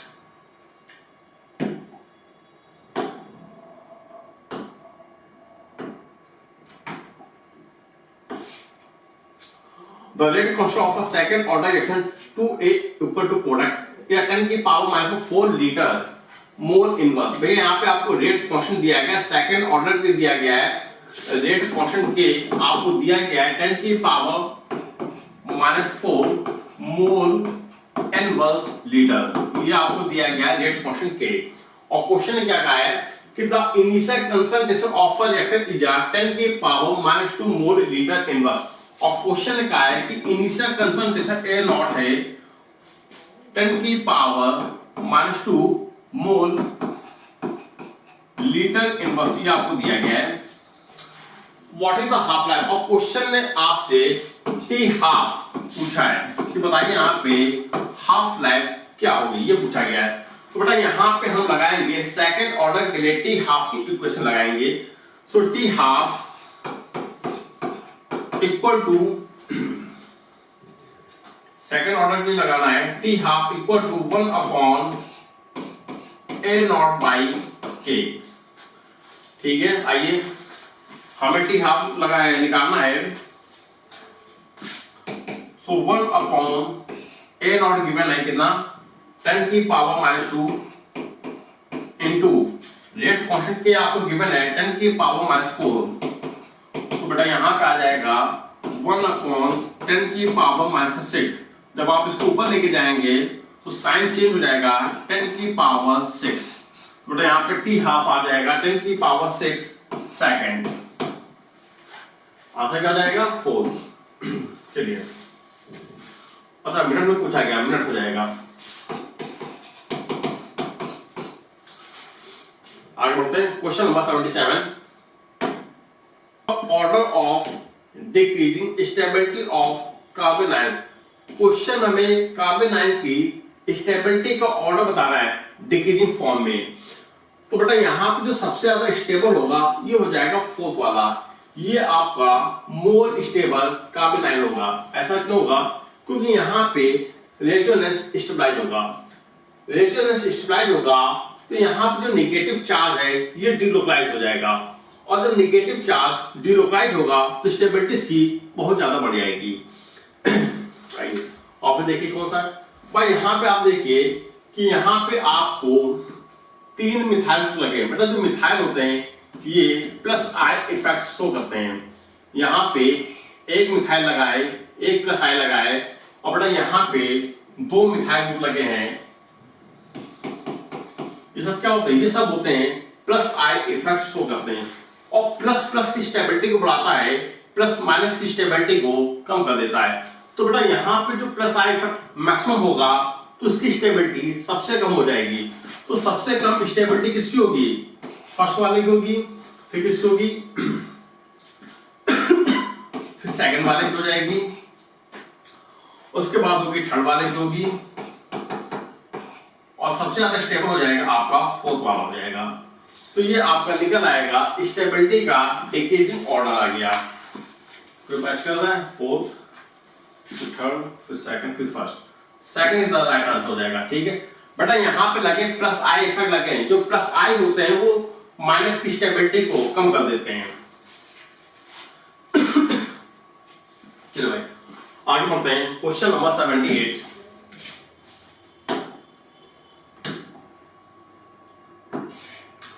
The rate constant is double when the temperature increase from 27 degree Celsius to 37 degree Celsius. Activation energy। Question में आपसे एक्टिवेशन एनर्जी पूछी गई, तो बेटा यहाँ पे हम लोग लगाएंगे आर्गेनियस का लॉगरिथमिक फॉर्म लगा देंगे। क्या हो जाएगा? log K2 upon K1 equal to activation energy upon 2.303 R into 1 upon T1 minus R 1 upon T2। ठीक है, आपने क्वेश्चन लगा दी। आप देखिए क्वेश्चन में क्या कहा गया। क्वेश्चन कह रहा है कि रेट कांस्टेंट इज डबल। यहाँ पे जो रेट कांस्टेंट इसको कर दिया गया, डबल कर दिया गया। तो मतलब कह सकते हैं कि log 2 इक्वल टू आप क्या निकालना? एक्टिवेशन एनर्जी निकालनी 2.303 इंटू। अब क्वेश्चन में जो है आपसे आंसर पूछा गया है किलो जूल में पूछा गया है। तो बेटा यहाँ पे जो आर की आप वैल्यू रखेंगे 8.314 रखेंगे। ठीक है, इंटू टेम्परेचर T1 आपको दिया गया है, कितना दिया गया? 27 डिग्री सेल्सियस दिया गया। इसको आप केल्विन में कन्वर्ट करेंगे तो हो जाएगा 300 माइनस का 1 अपॉन 310। बस अब आप इसको सॉल्व कर लेंगे, आपका एक्टिवेशन एनर्जी निकल आएगा। आइए तो log 2 की वैल्यू क्या हो जाएगी? 0.3 हो जाएगी। So 0.3 equal to activation energy upon 2.303 into 8.314 into, बस को सॉल्व कर लीजिए आप। क्या हो जाएगा बेटा? 10 डिवाइड बाई 300 इंटू 310। ठीक है, आइए। सो एक्टिवेशन एनर्जी इक्वल टू हो जाएगा क्या होगा बेटा, ये नीचे मल्टीप्लाई होगा, 10 नीचे आ जाएगा, आइए 2.303 into 8.314 into 300 into 310 into R की वैल्यू 0.3 रखिए, सॉरी log 2 की वैल्यू 0.3 हो गया अपॉन 10 आ गया। सॉल्व कर लेंगे बेटा तो यहां से आपका एक्टिव वैसे एनर्जी आ जाएगा, अप्रॉक्स आ रहा है 53,598 जूल आ रहा है। ये आपका आ रहा है एक्टिव वैसे एनर्जी की वैल्यू आ गई। बट यहाँ पे आपसे एक्टिव वैसे एनर्जी पूछी गई किलो जूल में, बेटा हमें जूल को कन्वर्ट करना पड़ेगा किलो जूल में, ठीक है। तो यहाँ पे क्या करेंगे, यहाँ पे आप किलो जूल में कन्वर्ट करने के लिए 10 की पावर -3 से मल्टीप्लाई करेंगे तो आ जाएगा 54 kilo joule.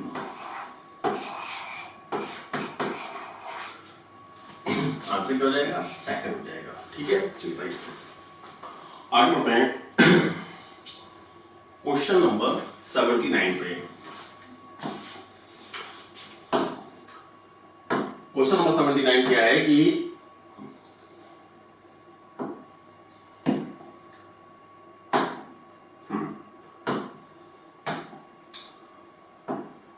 which one of the following chloride give white precipitate with a silver nitrate most readily।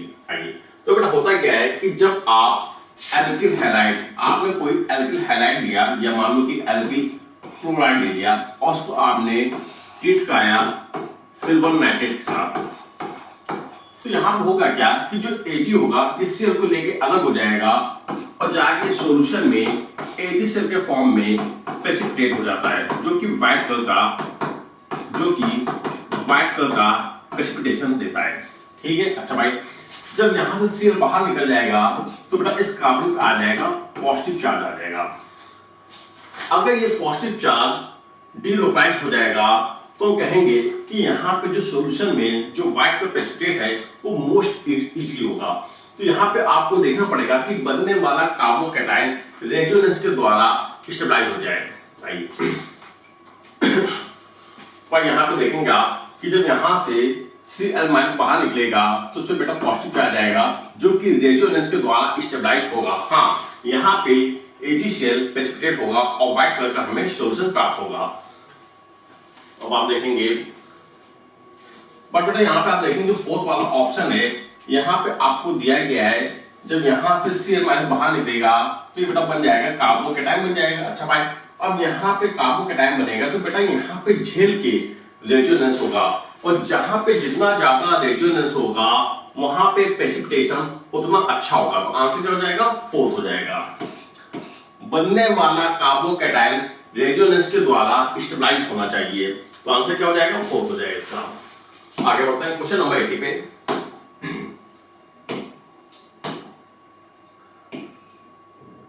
Question number 80 में आप एक केमिकल रिएक्शन दी गई जो कि फर्स्ट ऑर्डर काइनेटिक को फॉलो कर रही है और क्वेश्चन में क्या क्या आपसे पूछा गया, क्वेश्चन में आपसे पूछा गया total pressure of the system. बेटा क्वेश्चन में आपसे total pressure of the system पूछा गया है। चलिए भाई देखिए एक केमिकल रिएक्शन है, रिएक्टेंट ए है जो कि प्रोडक्ट PQR में कन्वर्ट हो रहा है, जो कि प्रोडक्ट PQR में कन्वर्ट हो रहा है, ठीक है। एट अ इनिशियल टाइम पे ए का प्रेशर आपको दिया गया है, कितना दिया गया भाई, 0.4 एटमॉस्फेयर दिया गया है। देखिए क्वेश्चन ने क्या कहा, starting from the gas A enclosed in a container at a pressure 0.4 atmosphere. मतलब यहां पे आपको जो इनिशियल प्रेशर दिया है वो कितना दिया गया है, 0.4 एटमॉस्फेयर दिया गया है। तो हम कह सकते हैं कि P0 इक्वल टू 0.4 एटमॉस्फेयर दिया गया है, ठीक है। अच्छा भाई जब रिएक्शन स्टार्ट होगी तो जाहिर सी बात है कि जो रिएक्टेंट है जाके प्रोडक्ट में कन्वर्ट होगा। हमने मान लिया कि यहां से X एटमॉस्फेयर प्रेशर प्रोडक्ट में कन्वर्ट हो रहा है, तो बेटा एट अ टी टाइम पे रिएक्टेंट का कितना प्रेशर बचेगा, P0 माइनस का X। बेटा ये आपका आ जाएगा बचा हुआ प्रेशर जिसको हम डिनोट करेंगे P से। अच्छा भाई अब जितना प्रेशर टूटेगा उतना ही प्रेशर आपका प्रोडक्ट में जाएगा। तो बेटा यहाँ पे आपको कितना मिल जाएगा, x एटमॉस्फेयर, और Q का पास से प्रेशर कितना हो जाएगा, x एटमॉस्फेयर, R का पास से प्रेशर हो जाएगा x एटमॉस्फेयर हो जाएगा। ठीक है, यहाँ तक आपने क्वेश्चन सॉल्व कर ली। अब देखिए क्वेश्चन में आपसे पूछा गया है टोटल प्रेशर पूछा गया है। सुनो भाई, इतना प्रेशर आपका खर्च हो गया और इतना प्रेशर आपका बच गया। यदि आप खर्च हुए प्रेशर और बचे हुए प्रेशर को आपस में जोड़ देंगे तो टोटल प्रेशर निकल आएगा। यदि हमें किसी प्रकार से यहाँ पे x की जानकारी मिल जाए तो हम बता सकते हैं कि टोटल प्रेशर कितना होगा। ठीक है, अब आगे बढ़ते हैं। आइए, अब क्वेश्चन में आपको क्या क्या इंफॉर्मेशन दी गई है। क्वेश्चन में बेटा यहाँ पे आपको इंफॉर्मेशन दी है कि जो हाफ लाइफ का जो टाइम है ये आपको दिया गया है 69.3 सेकंड आपको दिया गया है। अच्छा भाई, यदि आपको हाफ लाइफ का टाइम पता है तो आप फर्स्ट ऑर्डर के लिए रेट कांस्टेंट निकाल सकते हैं। तो यहाँ पर हम लोग लगाएंगे फर्स्ट ऑर्डर की reaction kT half equal to 0.693 लगाएंगे। टी हाफ की इंफॉर्मेशन आपको दी गई है, रेट कांस्टेंट आप निकाल सकते हैं। So rate constant k equal to 0.693 divided by t half कितना दिया गया है, 69.3 सेकंड दिया गया है। 69.3 सेकंड आपको दिया गया है। इसको आप सॉल्व करेंगे तो बेटा यहां से आपका रेट कांस्टेंट आ जाएगा 0.01 आ जाएगा। कितना आ गया, 0.01 आ गया। अच्छा भाई, हमने रेट कांस्टेंट निकाल लिया है। अब हम यहां पे लगाएंगे फर्स्ट ऑर्डर की सेकंड इक्वेशन लगाएंगे जहां पे आपको टोटल टाइम दिया गया है। टोटल टाइम कितना दिया गया है, 230 सेकंड दिया गया है। आइए, सो बेटा यहां पे हम सेकंड इक्वेशन पे अप्लाई करेंगे kT बराबर equal to 2.303 log P naught by P। बेटा P नॉट क्या डिनोट कर रहा है, इनिशियल प्रेशर, और P आपका डिनोट कर रहा है जो प्रेशर आपका बच गया है। अब आपने देखिए रेट कांस्टेंट K की वैल्यू निकाल लिया है, यहां पुट अप करेंगे। सो 0.01 इनटू टोटल टाइम आपको दिया गया है 230 सेकंड, 230 सेकंड हो गया equal to 2.303 log initial pressure आपको दिया गया 0.4 एटमॉस्फेयर, 0.4 एटमॉस्फेयर, और बेटा यहां पे बचा हुआ प्रेशर कितना आ गया, P नॉट माइनस का x आ गया, P नॉट माइनस x आ गया। P नॉट क्या है, 0.4 है, तो बेटा यहां पे P नॉट के स्थान रखेंगे 0.4 माइनस x। चलिए भाई, अब कुल मिला के आपका क्वेश्चन सॉल्व हो गया। अब आपको इसको सिर्फ और सिर्फ कैलकुलेट करना है। चलिए भाई, यहां पे क्या होगा, इसको कैंसिल आउट कर देगा तो जाएगा 1 टाइम इक्वल टू जाएगा log 0.4 अपॉन 0.4 माइनस x हो जाएगा। अच्छा भाई, अब बेटा यहाँ पे आपको लॉग दिया गया है। अब हमें इस लॉग को हटाना है, हमें यहाँ पे क्या लेना पड़ेगा, हमें एंटी लॉग लेना पड़ेगा। अब ये कैसे हटेगा, एंटी लॉग आप लेंगे तो आ जाएगा 10 की power 1 equal to 0.4 upon 0.4 minus x हो जाएगा। ये दोनों आपस में क्या होंगे, क्रॉस मल्टीप्लाई होगा। सॉल्व करिए इसको तो 4 माइनस का 10x इक्वल टू आ जाएगा 0.4 आ गया। ठीक बेटा, अब देखिए ये माइनस का 10x है, इस माइनस के 10x को उधर ले जाएंगे और ये प्लस का 0.4 है, इसको आप इधर ले आएंगे तो साइन चेंज हो जाएगा। सो 4 माइनस का 0.4 इक्वल टू 10x हो गया। 4 में से 0.4 जाएगा तो बेटा यहां पे आपका आ जाएगा 3.6 इक्वल टू 10x आ जाएगा। अब डिवाइड कर लेंगे तो 0.36, तो बेटा यहां से आपकी x की वैल्यू आ गई 0.36 आ गया। मतलब कुल मिला के आपने यहाँ पे x की वैल्यू निकाल लिया, 0.36 निकाल लिया। अब आप इस वैल्यू के यहाँ पर x की वैल्यू कितनी आ गई, 0.36 आ गया, 0.36 एटमॉस्फेयर 0.36 एटमॉस्फेयर आ गया। ठीक है, मतलब कुल मिला के 0.36 एटमॉस्फेयर रिएक्ट प्रोडक्ट में कन्वर्ट हो गया। पी नॉट कितना था, 0.4 था, और बेटा एक्स कितना चला गया, 0.36 चला गया। तो बेटा यहां पे आपका बचा हुआ प्रेशर आ जाएगा 0.04 आ जाएगा। अब देखिए आपने यहाँ पे एस की वैल्यू निकाली, जो वैल्यू आपकी खर्च हो गई, और यहाँ पे आपने बची हुई वैल्यू निकाली। खर्च हुई वैल्यू और बची हुई वैल्यू को दोनों को आपस में जोड़ेंगे तो आपका टोटल प्रेशर आ जाएगा।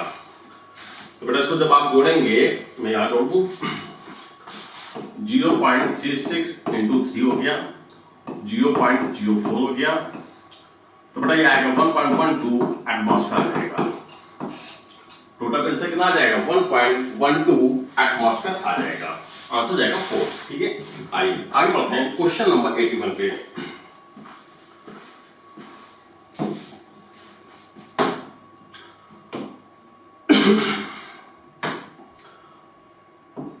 From the following statement about the zero order reaction is not true। बेटा इस क्वेश्चन में क्वेश्चन का आप लगा लीजिएगा।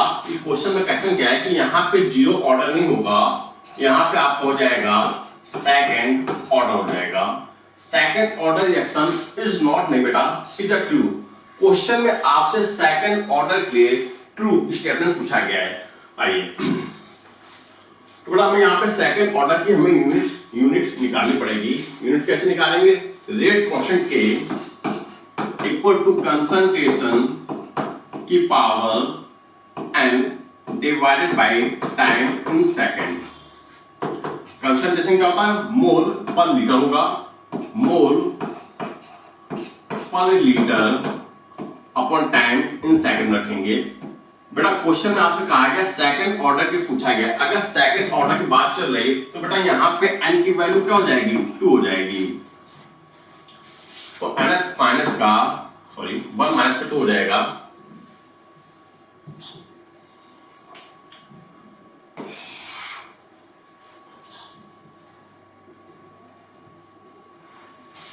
कंसंट्रेशन 1 माइनस n हो जाएगा। और बेटा यहाँ पे जब आप निकालेंगे 1 माइनस n के स्थान पे क्या रखेंगे, 2 रखेंगे, तो यहां से आपके सेकंड ऑर्डर के लिए रेट कांस्टेंट की यूनिट आ जाएगी मोल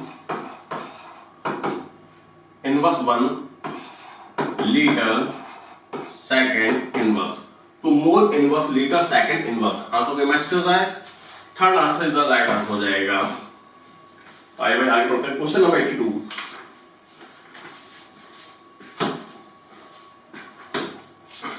क्वेश्चन नंबर 82 में क्या है कि which of the following will show aromatic behaviour. Question में कहा कि बताइए इनमें से कौन सा कंपाउंड एरोमेटिक बिहेवियर को शो करेगा। तो बेटा एरोमेटिक बिहेवियर को वही कंपाउंड शो करेगा जो हक्कर रूल को फॉलो करेगा। मतलब यहाँ पे आपको जो भी मॉलिक्यूल दिए गए हैं उस मॉलिक्यूल में जितने भी एटम है सब के सब कोप्लेन होने चाहिए, एक ही प्लेन में होने चाहिए। मतलब कैसे, sp2 होने चाहिए। तो भाई यहाँ पे देखो ये बेटा sp2 हो गया, ये वाला sp2 है, ये sp2 है, बट यहाँ पे ये sp3 आ गए। तो बेटा ये एरोमेटिक बिहेवियर को शो नहीं कर पाएंगे। सेकंड वाला ऑप्शन देखेंगे, हाँ यहाँ पे आपको बेंजीन रिंग दी गई है और यहाँ पे 6 कार्बन एटम sp2 है, एक ही प्लेन में आ रहा है। अब हमें यहाँ पे लगाना है कि एरोमेटिक है कि नहीं है। तो बेटा यहाँ पे हम लगाएंगे 4n+2 equal to number of delocalized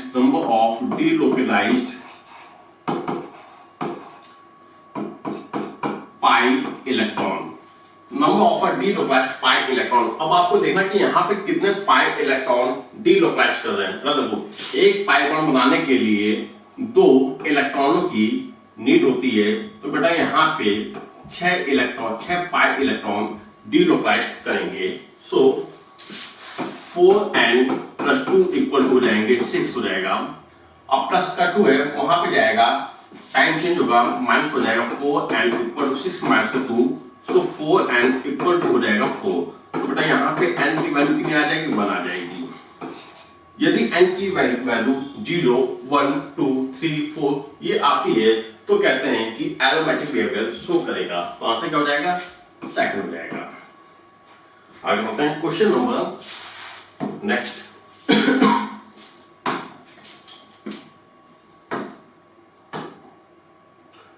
question में आपसे मॉलिक्युलरिटी पूछी गई। मॉलिक्युलरिटी का मतलब होता है कि किसी केमिकल रिएक्शन में रिएक्टेंट के जितने मॉलिक्यूल पार्टिसिपेट करते हैं वही उसकी मॉलिक्युलरिटी कहलाती है। देखिए इस केमिकल रिएक्शन में ए के 2 मॉलिक्यूल हैं और बी का 1 मॉलिक्यूल है, तो बेटा यही इसकी कहलाएगी मॉलिक्युलरिटी कहलाएगी कि रिएक्शन में कितने लोग रिएक्टेंट के कितने लोग पार्टिसिपेट कर रहे हैं। यहाँ पे 2 ए के और 1 बी का टोटल 3, तो यहाँ पे बेटा मॉलिक्युलरिटी हो जाएगी 3। I want question number 84। Hydrolysis of carbon bond produce, अच्छा कार्बन क्लोरीन बॉन्ड प्रोड्यूस। भाई यहाँ पे क्वेश्चन में आपसे कहा है कि यहाँ पे जब आप कार्बन और क्लोरीन की हाइड्रोलिसिस करते हैं तो आपको प्रोडक्ट में क्या क्या मिलेगा। आइए CH3Cl, ये बेटा मैंने ले लिया मिथाइल क्लोराइड ले लिया। अब हम इसकी कहानी हाइड्रोलिसिस करनी है। देखिए बेटा जब आप इसकी हाइड्रोलिसिस करेंगे तो भाई यहाँ पे जो Cl है इसकी इलेक्ट्रोनेगेटिविटी कार्बन ज्यादा होगी। ये क्या करेगा, ये बॉन्ड यहाँ पे डिलोकाइज हो जाएगा। जब सिग्मा बॉन्ड यहाँ पे डिलोकाइज हो जाएगा तो बेटा इस पे आ जाएगा नेगेटिव चार्ज आ जाएगा और मिथाइल पे आ जाएगा पॉजिटिव चार्ज आ जाएगा। तो यहाँ पे आपको 1 मोल कैटायन मिलेगा प्लस 1 मोल एनायन मिलेगा और 1 कैटायन एंड 1 एनायन। ठीक है, चलिए भाई next. Which of the following is an example of a pseudo order unimolecular reaction? Answer लगाएंगे इसका बेटा। फर्स्ट आंसर लगाएंगे ईस्टरिफिकेशन ऑफ अ ईस्टर। बेटा यहाँ पे देखिए ये जो फर्स्ट आपको ऑप्शन दिया गया है यहाँ पे हो रहा है ईस्टरिफिकेशन ऑफ अ ईस्टर हो रहा है जो कि स्यूडो ऑर्डर होती है। देखने में लगता है कि ये सेकंड ऑर्डर की रिएक्शन बड़ी होती है, फर्स्ट ऑर्डर की रिएक्शन होती है। ठीक है, तो आंसर क्या हो जाएगा, फर्स्ट हो जाएगा। Next question number 86। Question number 86 में आपसे क्या पूछा गया, फ्री रेडिकल की स्टेबिलिटी का ऑर्डर पूछा गया है। भाई यहाँ पे देखेंगे आप कि यहाँ पे आपको जो पहले ऑप्शन में जो फ्री रेडिकल दिया गया है ये बेटा आपको दिया गया है टर्शियरी फ्री रेडिकल दिया गया आपको। ठीक है, और यहाँ पे आप देखेंगे कि जो फर्स्ट ऑप्शन है बेटा यहाँ पे कॉन्जुगेशन भी हो रहा है। हाँ यहाँ पे क्या हो रहा है, कॉन्जुगेशन हो रहा है। आप देखिए ये वाला इलेक्ट्रॉन यहाँ हो जाएगा और ये इलेक्ट्रॉन यहाँ पे शिफ्ट हो जाएगा, तो बेटा जो रेजोनेंस बनेगा वो ये बनेगा। भाई यहाँ पे पाई बॉन्ड का फॉर्मेशन हो गया। अब यहाँ फीड यहाँ पे आ जाएगा, इस पे आ जाएगा। ठीक है, मतलब यहाँ पे जो फ्री रेडिकल है वो रेजोनेंस के द्वारा स्टेबलाइज हो रहा है, तो बेटा इसकी स्टेबिलिटी क्या हो जाएगी, मैक्सिमम हो जाएगी। तो आंसर क्या हो जाएगा, फर्स्ट हो जाएगा। ठीक है, एक तो टर्शियरी फ्री रेडिकल है, दूसरा क्या कि यहाँ पे रेजोनेंस भी स्टेबलाइज हुआ है, तो बेटा यहाँ हो जाएगा पाई फ्री रेडिकल कॉन्जुगेशन हो रहा है, तो इसकी स्टेबिलिटी क्या है, मैक्सिमम है।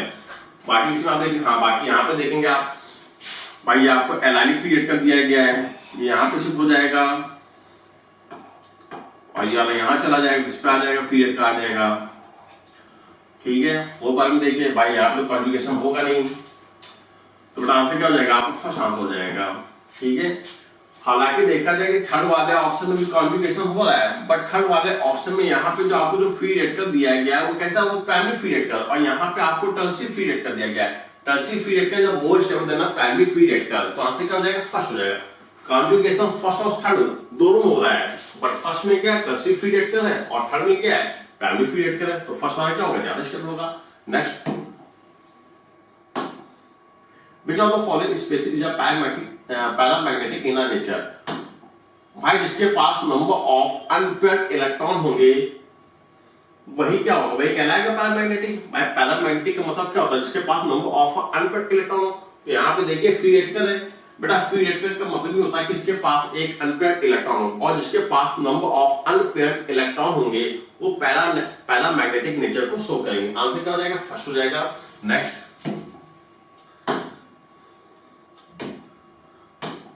बेटा यहाँ पे आपको ग्राफ दिया गया है और क्वेश्चन पूछा है कि बताइए ग्राफ किस ऑर्डर का है। तो बेटा यहाँ पे आप देखेंगे कि यहाँ पे आपका टी हाफ इंक्रीज कर रहा है, तो कंसंट्रेशन भी इंक्रीज करती जा रही है। अगर आपका टी हाफ जब यहाँ पे था तो कंसंट्रेशन यहाँ पे थी, अब टी हाफ आपका बढ़ के यहाँ पे आ गया तो कंसंट्रेशन बढ़ के आपकी यहाँ पे आ गई। मतलब यहाँ पे टी हाफ कंसंट्रेशन के डायरेक्टली है। अपने जीरो ऑर्डर के लिए जो टी हाफ होता है इनिशियल कंसंट्रेशन के पे डिपेंड करता है। तो बेटा आंसर क्या हो जाएगा, जीरो ऑर्डर रिएक्शन हो जाएगा। जीरो ऑर्डर के लिए टी हाफ इनिशियल कंसंट्रेशन पे डिपेंड करता है। यदि इनिशियल कंसंट्रेशन बढ़ेगा तो टी हाफ भी बढ़ेगा। आंसर क्या हो जाएगा, फर्स्ट हो जाएगा। Next question number 89।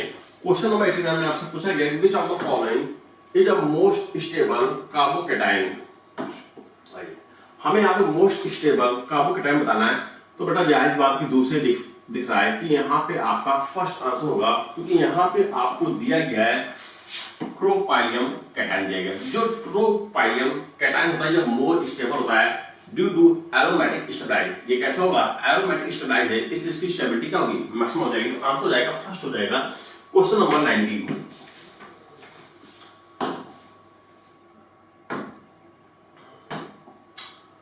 CCl bond in a, अच्छा भाई, is a differ to clave due to iron।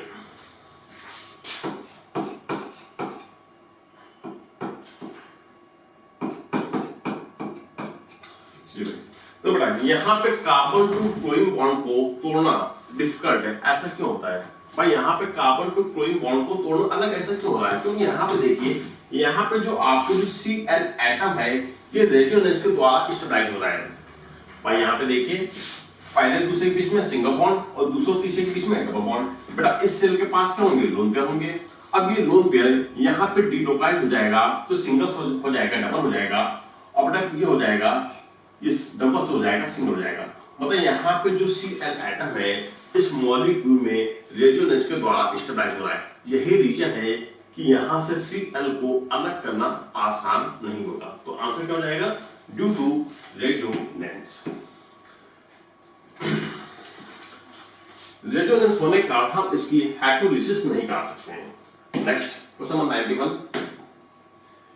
Unit of के थर्ड ऑर्डर रिएक्शन। बेटा हमें थर्ड ऑर्डर रिएक्शन के लिए रेट कांस्टेंट की यूनिट बतानी है, लगाएंगे बात में पहले भी। Rate constant k equal to mole per litre 1 minus n upon time in second. बेटा क्वेश्चन में आपसे थर्ड ऑर्डर की बात चल रही, तो n के स्थान पे आप क्या रखेंगे, 3 रखेंगे। सो k equal to mole per litre 1 minus 3 upon second. तो बेटा यहां से आपकी रेट कांस्टेंट यूनिट आ जाएगी मोल लीटर, और ये हो जाएगा सेकंड इनवर्स हो जाएगा। फिर मैच कर दा, हाँ फोर्थ आंसर दा राइट आंसर हो जाएगा। ठीक है, यूनिट निकालना होगा, अच्छा साथ ही होगा। आगे बढ़ते हैं क्वेश्चन नंबर 92 पे।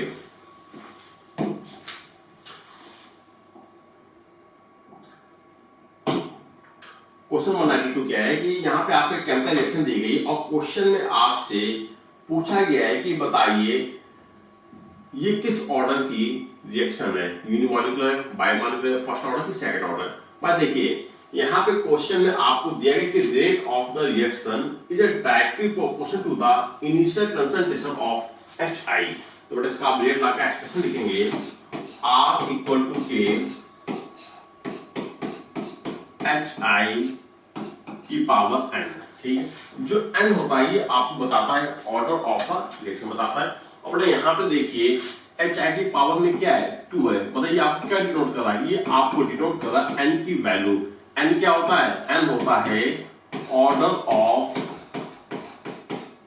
रिएक्शन होता है। बेटा ऑर्डर ऑफ रिएक्शन क्या निकल आया, 2 निकल आया। तो आंसर क्या हो जाएगा, हाँ 4 हो जाएगा। ठीक है, next carbon carbon bond length in a benzene lie between single and double bond the reason is. बेटा बेंजीन में जो बेंजीन होती है यहाँ पे कार्बन टू कार्बन डबल और सिंगल बॉन्ड होते हैं। ऐसा क्यों होता है, ये आपस में क्यों लाई करते हैं, क्योंकि यहाँ पे होता है रेजोनेंस होता है। तो आंसर क्या हो जाएगा, फर्स्ट हो जाएगा। ठीक है, बेंजीन में single to double bond lie करता है due to resonance. Next, which has a zero dipole moment, which has a zero dipole moment. देखिए यहाँ पे आपको सेकंड ऑप्शन में दिया गया ट्रांस टू बिटवीन दिया गया। जब सिमेंट कर ट्रांस एल्कीन दी जाती है तो उसका नेट डायपोल मोमेंट होता है, जीरो होता है। आंसर हो जाएगा सेकंड हो जाएगा। देखिए भाई, carbon to carbon double bond हो गया, हमें यहाँ पे क्या बनाना है, ट्रांस बनाना है। तो बेटा हमने ऊपर लगा दिया मिथाइल लगा दिया और एक एच को नीचे लगा दिया। नेक्स्ट कार्बन में यहाँ एच लगाएंगे ऊपर और नीचे लगा देंगे मिथाइल लगा देंगे। ठीक है, अब हमें बताना है इसका डायपोल मोमेंट क्या होगा। देखिए भाई, हमारी केमिस्ट्री में जो पोलर बॉन्ड होते हैं प्लस टू माइनस चलता है। बेटा ये वाला कार्बन आपका कैसा है, sp2 कार्बन है, ये कैसा है sp2 कार्बन है, और यहाँ पे कैसा है sp3 कार्बन है, और ये वाला कार्बन आप क्या हो गया sp3 कार्बन हो गया। अच्छा भाई, जो sp3 कार्बन होता है ये मोर इलेक्ट्रोपॉजिटिव देन sp2, तो बेटा ये क्या हो जाएगा, ये आपका हो जाएगा इलेक्ट्रोपॉजिटिव, ये क्या होगा इलेक्ट्रोनेगेटिव होगा। केमिस्ट्री में जो वेक्टर होता है प्लस टू माइनस चलता है, तो बेटा यहाँ पे जो वेक्टर होगा प्लस टू माइनस इस प्रकार से जाएगा, और यहाँ पे जो वेक्टर आएगा प्लस टू माइनस इस प्रकार से आएगा। मतलब यहाँ पे दोनों वेक्टर अपोजिट डायरेक्शन में जा रहे हैं। अगर अपोजिट डायरेक्शन में जाएंगे तो इनका जो रिजल्टेंट वेक्टर होगा वो जीरो हो जाएगा, तो नेट डायपोल मोमेंट क्या होगा, जीरो होगा। आंसर क्या हो जाएगा, second. Next question number 95, the rate at which a substance react depend on it। भाई जो rate at which a substance react depend on it, बेटा जो रेट होती है वो इनिशियल कंसंट्रेशन पे डिपेंड करती है। किस पे डिपेंड करती है, इनिशियल कंसंट्रेशन पे डिपेंड करती है। और बेटा जो एक्टिव मास होता है, हमारे केमिकल काइनेटिक्स जो चैप्टर है वहां पे हम लोग कंसंट्रेशन को एक्टिव मास भी कह सकते हैं। तो आंसर क्या जाएगा, फोर्थ जाएगी। जो रेट होती है किस पे डिपेंड करती है, कंसंट्रेशन पे, और कंसंट्रेशन को क्या कह सकते हैं, एक्टिव मास भी कह सकते हैं। आंसर जाएगा फोर्थ जाएगा। Next question number 96, the correct acidity order of the following. भाई हमें यहाँ पे एसिडिटी का ऑर्डर बताना है। ठीक है, जैसा कि मैंने आपको लास्ट क्वेश्चन में मैं बता चुका हूं कि जो एसिडिक स्ट्रेंथ होती है वो -I -R के डायरेक्टली होती है और +I +R के इनवर्सली होती है। बेटा यहां पे आप देखेंगे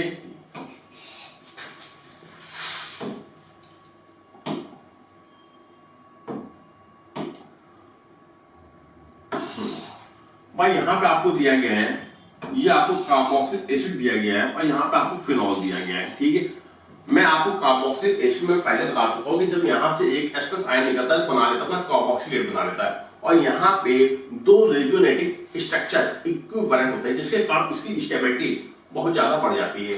अब आपने देखा कि यहाँ पे लगाया एक मिथाइल ग्रुप लगाया है। बेटा जो मिथाइल ग्रुप होता है ये +I और +R इफेक्ट को शो करता है। ठीक है, अच्छा भाई, जब यहाँ पे मिथाइल ग्रुप लगा है तो बेटा ये क्या करेगा कि इसकी एसिडिक स्ट्रेंथ को कम कर देगा, डिक्रीज कर देगा, क्योंकि जो एसिडिक स्ट्रेंथ होती है it is directly for the -R and -R inverse two the +I and +R। अब यहाँ पे एक +I ग्रुप लगा है, तो बेटा +I ग्रुप लगे होने का इसकी जो स्ट्रेंथ है वो कम हो जाएगी, कंपेयर टू दिस हो जाएगी। तो जाहिर सी बात है यहाँ पे जो सबसे ज्यादा स्टेबल होगा वो कौन सा हो जाएगा, थर्ड वाला हो जाएगा। फिर कौन सा होगा, फिर आपको हो जाएगा फोर्थ हो जाएगा।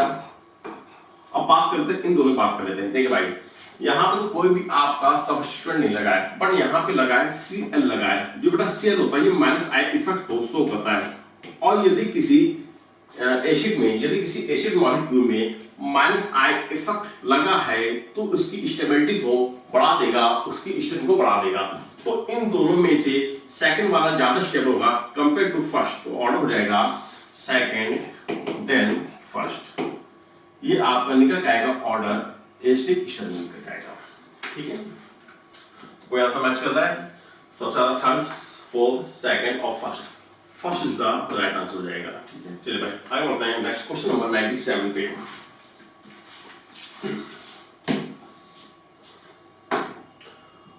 क्वेश्चन नंबर 97 क्या है कि यहाँ पे एक आपको केमिकल रिएक्शन दी गई, 2A + B = product the active mass of B की constant and that of A is equal the rate of I में क्वेश्चन कह रहा है कि हमारे पास यहाँ पे केमिकल रिएक्शन है जहाँ पे active mass of B kept constant, जहाँ पे इन्होंने B को कर दिया कांस्टेंट कर दिया, तो हम कह सकते हैं कि keeping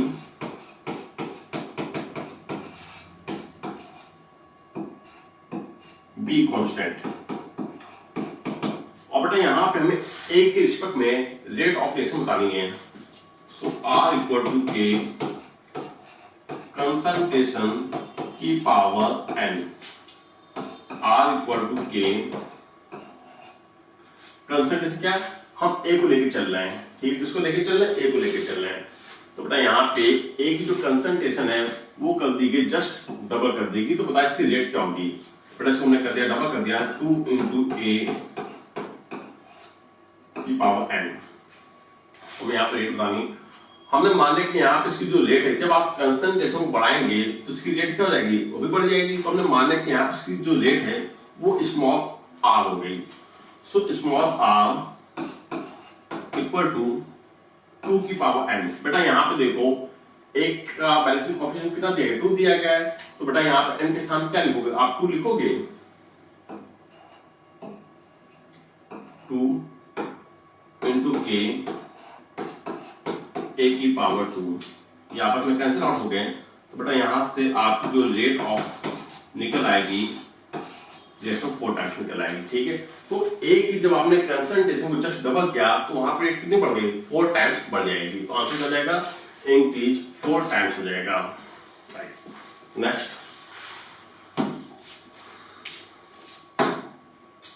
the compound which gives the most stable carbonium ion on dehydrogenation. बेटा जब आप डिहाइड्रोजिनेशन कराएंगे तो वहां पर कार्बोकेटाइन का फॉर्मेशन होगा, तो वहां पे इंटरमीडिएट बनेगा। भाई देखिए क्या है कि जो आपने यहाँ पे डिहाइड्रोजिनेशन कराया है, जब आप डिहाइड्रोजिनेशन कराओगे तो इंटरमीडिएट कार्बोकेटाइन का फॉर्मेशन होगा। अब बनने वाला इंटरमीडिएट कार्बोकेटाइन जितना ज्यादा स्टेबल होगा उस कार्बोनियम की स्टेबिलिटी उतनी ज्यादा होगी। तो भाई यहाँ पे आप देखेंगे आंसर आई थिंक मेरे ख्याल से सेकंड आंसर होना चाहिए, क्योंकि यहाँ पे आपको दिया गया है टर्सी। आइए इसको दिखा देते हैं।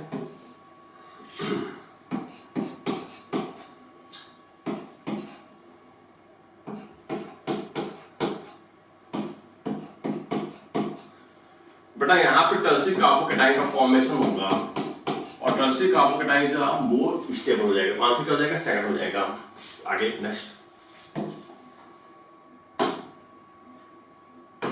the rate of reaction is double every 10 degrees Celsius rise in a temperature. The increase in the rate as a result of temperature from 10 degrees Celsius to 100 degrees Celsius. सुनो भाई, जब आप टेम्परेचर को 10 डिग्री सेल्सियस बढ़ाते हैं तो जो rate of reaction होती है वो जस्ट डबल हो जाती है। तो यहाँ पे आपने क्या किया, यहाँ पे आप यहाँ पे क्वेश्चन में कहा गया कि पहले टेम्परेचर जो T1 था वो 10 डिग्री सेल्सियस था, बाद में आपने उसको कर दिया 100 डिग्री सेल्सियस कर दिया। तो बताइए रेट कितने टाइम्स बढ़ेगी।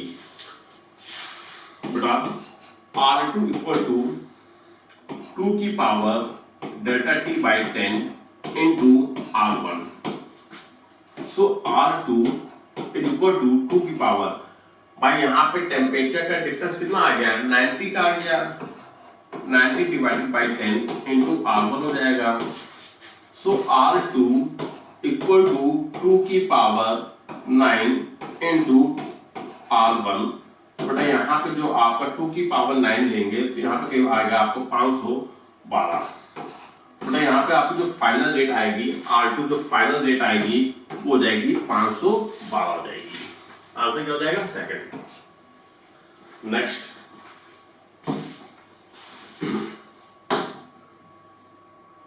a zero order reaction is one whose rate is independent of। भाई ने कहा कि जीरो ऑर्डर की रिएक्शन है किस पे डिपेंड नहीं करती है, the concentration of the reactant. Yes, जो जीरो ऑर्डर की रिएक्शन होती है ये कंसंट्रेशन पे डिपेंड नहीं करती है। ठीक, जैसे भाई ये रेट हो गया और ये हो गया कंसंट्रेशन हो गया। बेटा कंसंट्रेशन आप चाहे जितना बढ़ा दो बट रेट पे कोई भी फर्क नहीं पड़ेगा। जैसे by R equal to K concentration की पावर n। बेटा यहाँ पे कौन सा जीरो ऑर्डर है, तो बेटा n के स्थान पर आप क्या लेंगे, जीरो लेंगे। तो r equal to k concentration की पावर आ जाएगा, जीरो आ जाएगी। ठीक है, तो यहाँ पे आपने देखा कि जो रेट वो कंसंट्रेशन पे डिपेंड नहीं करती है, तो आंसर क्या हो जाएगा, सेकंड हो जाएगा। ठीक है, चलिए भाई।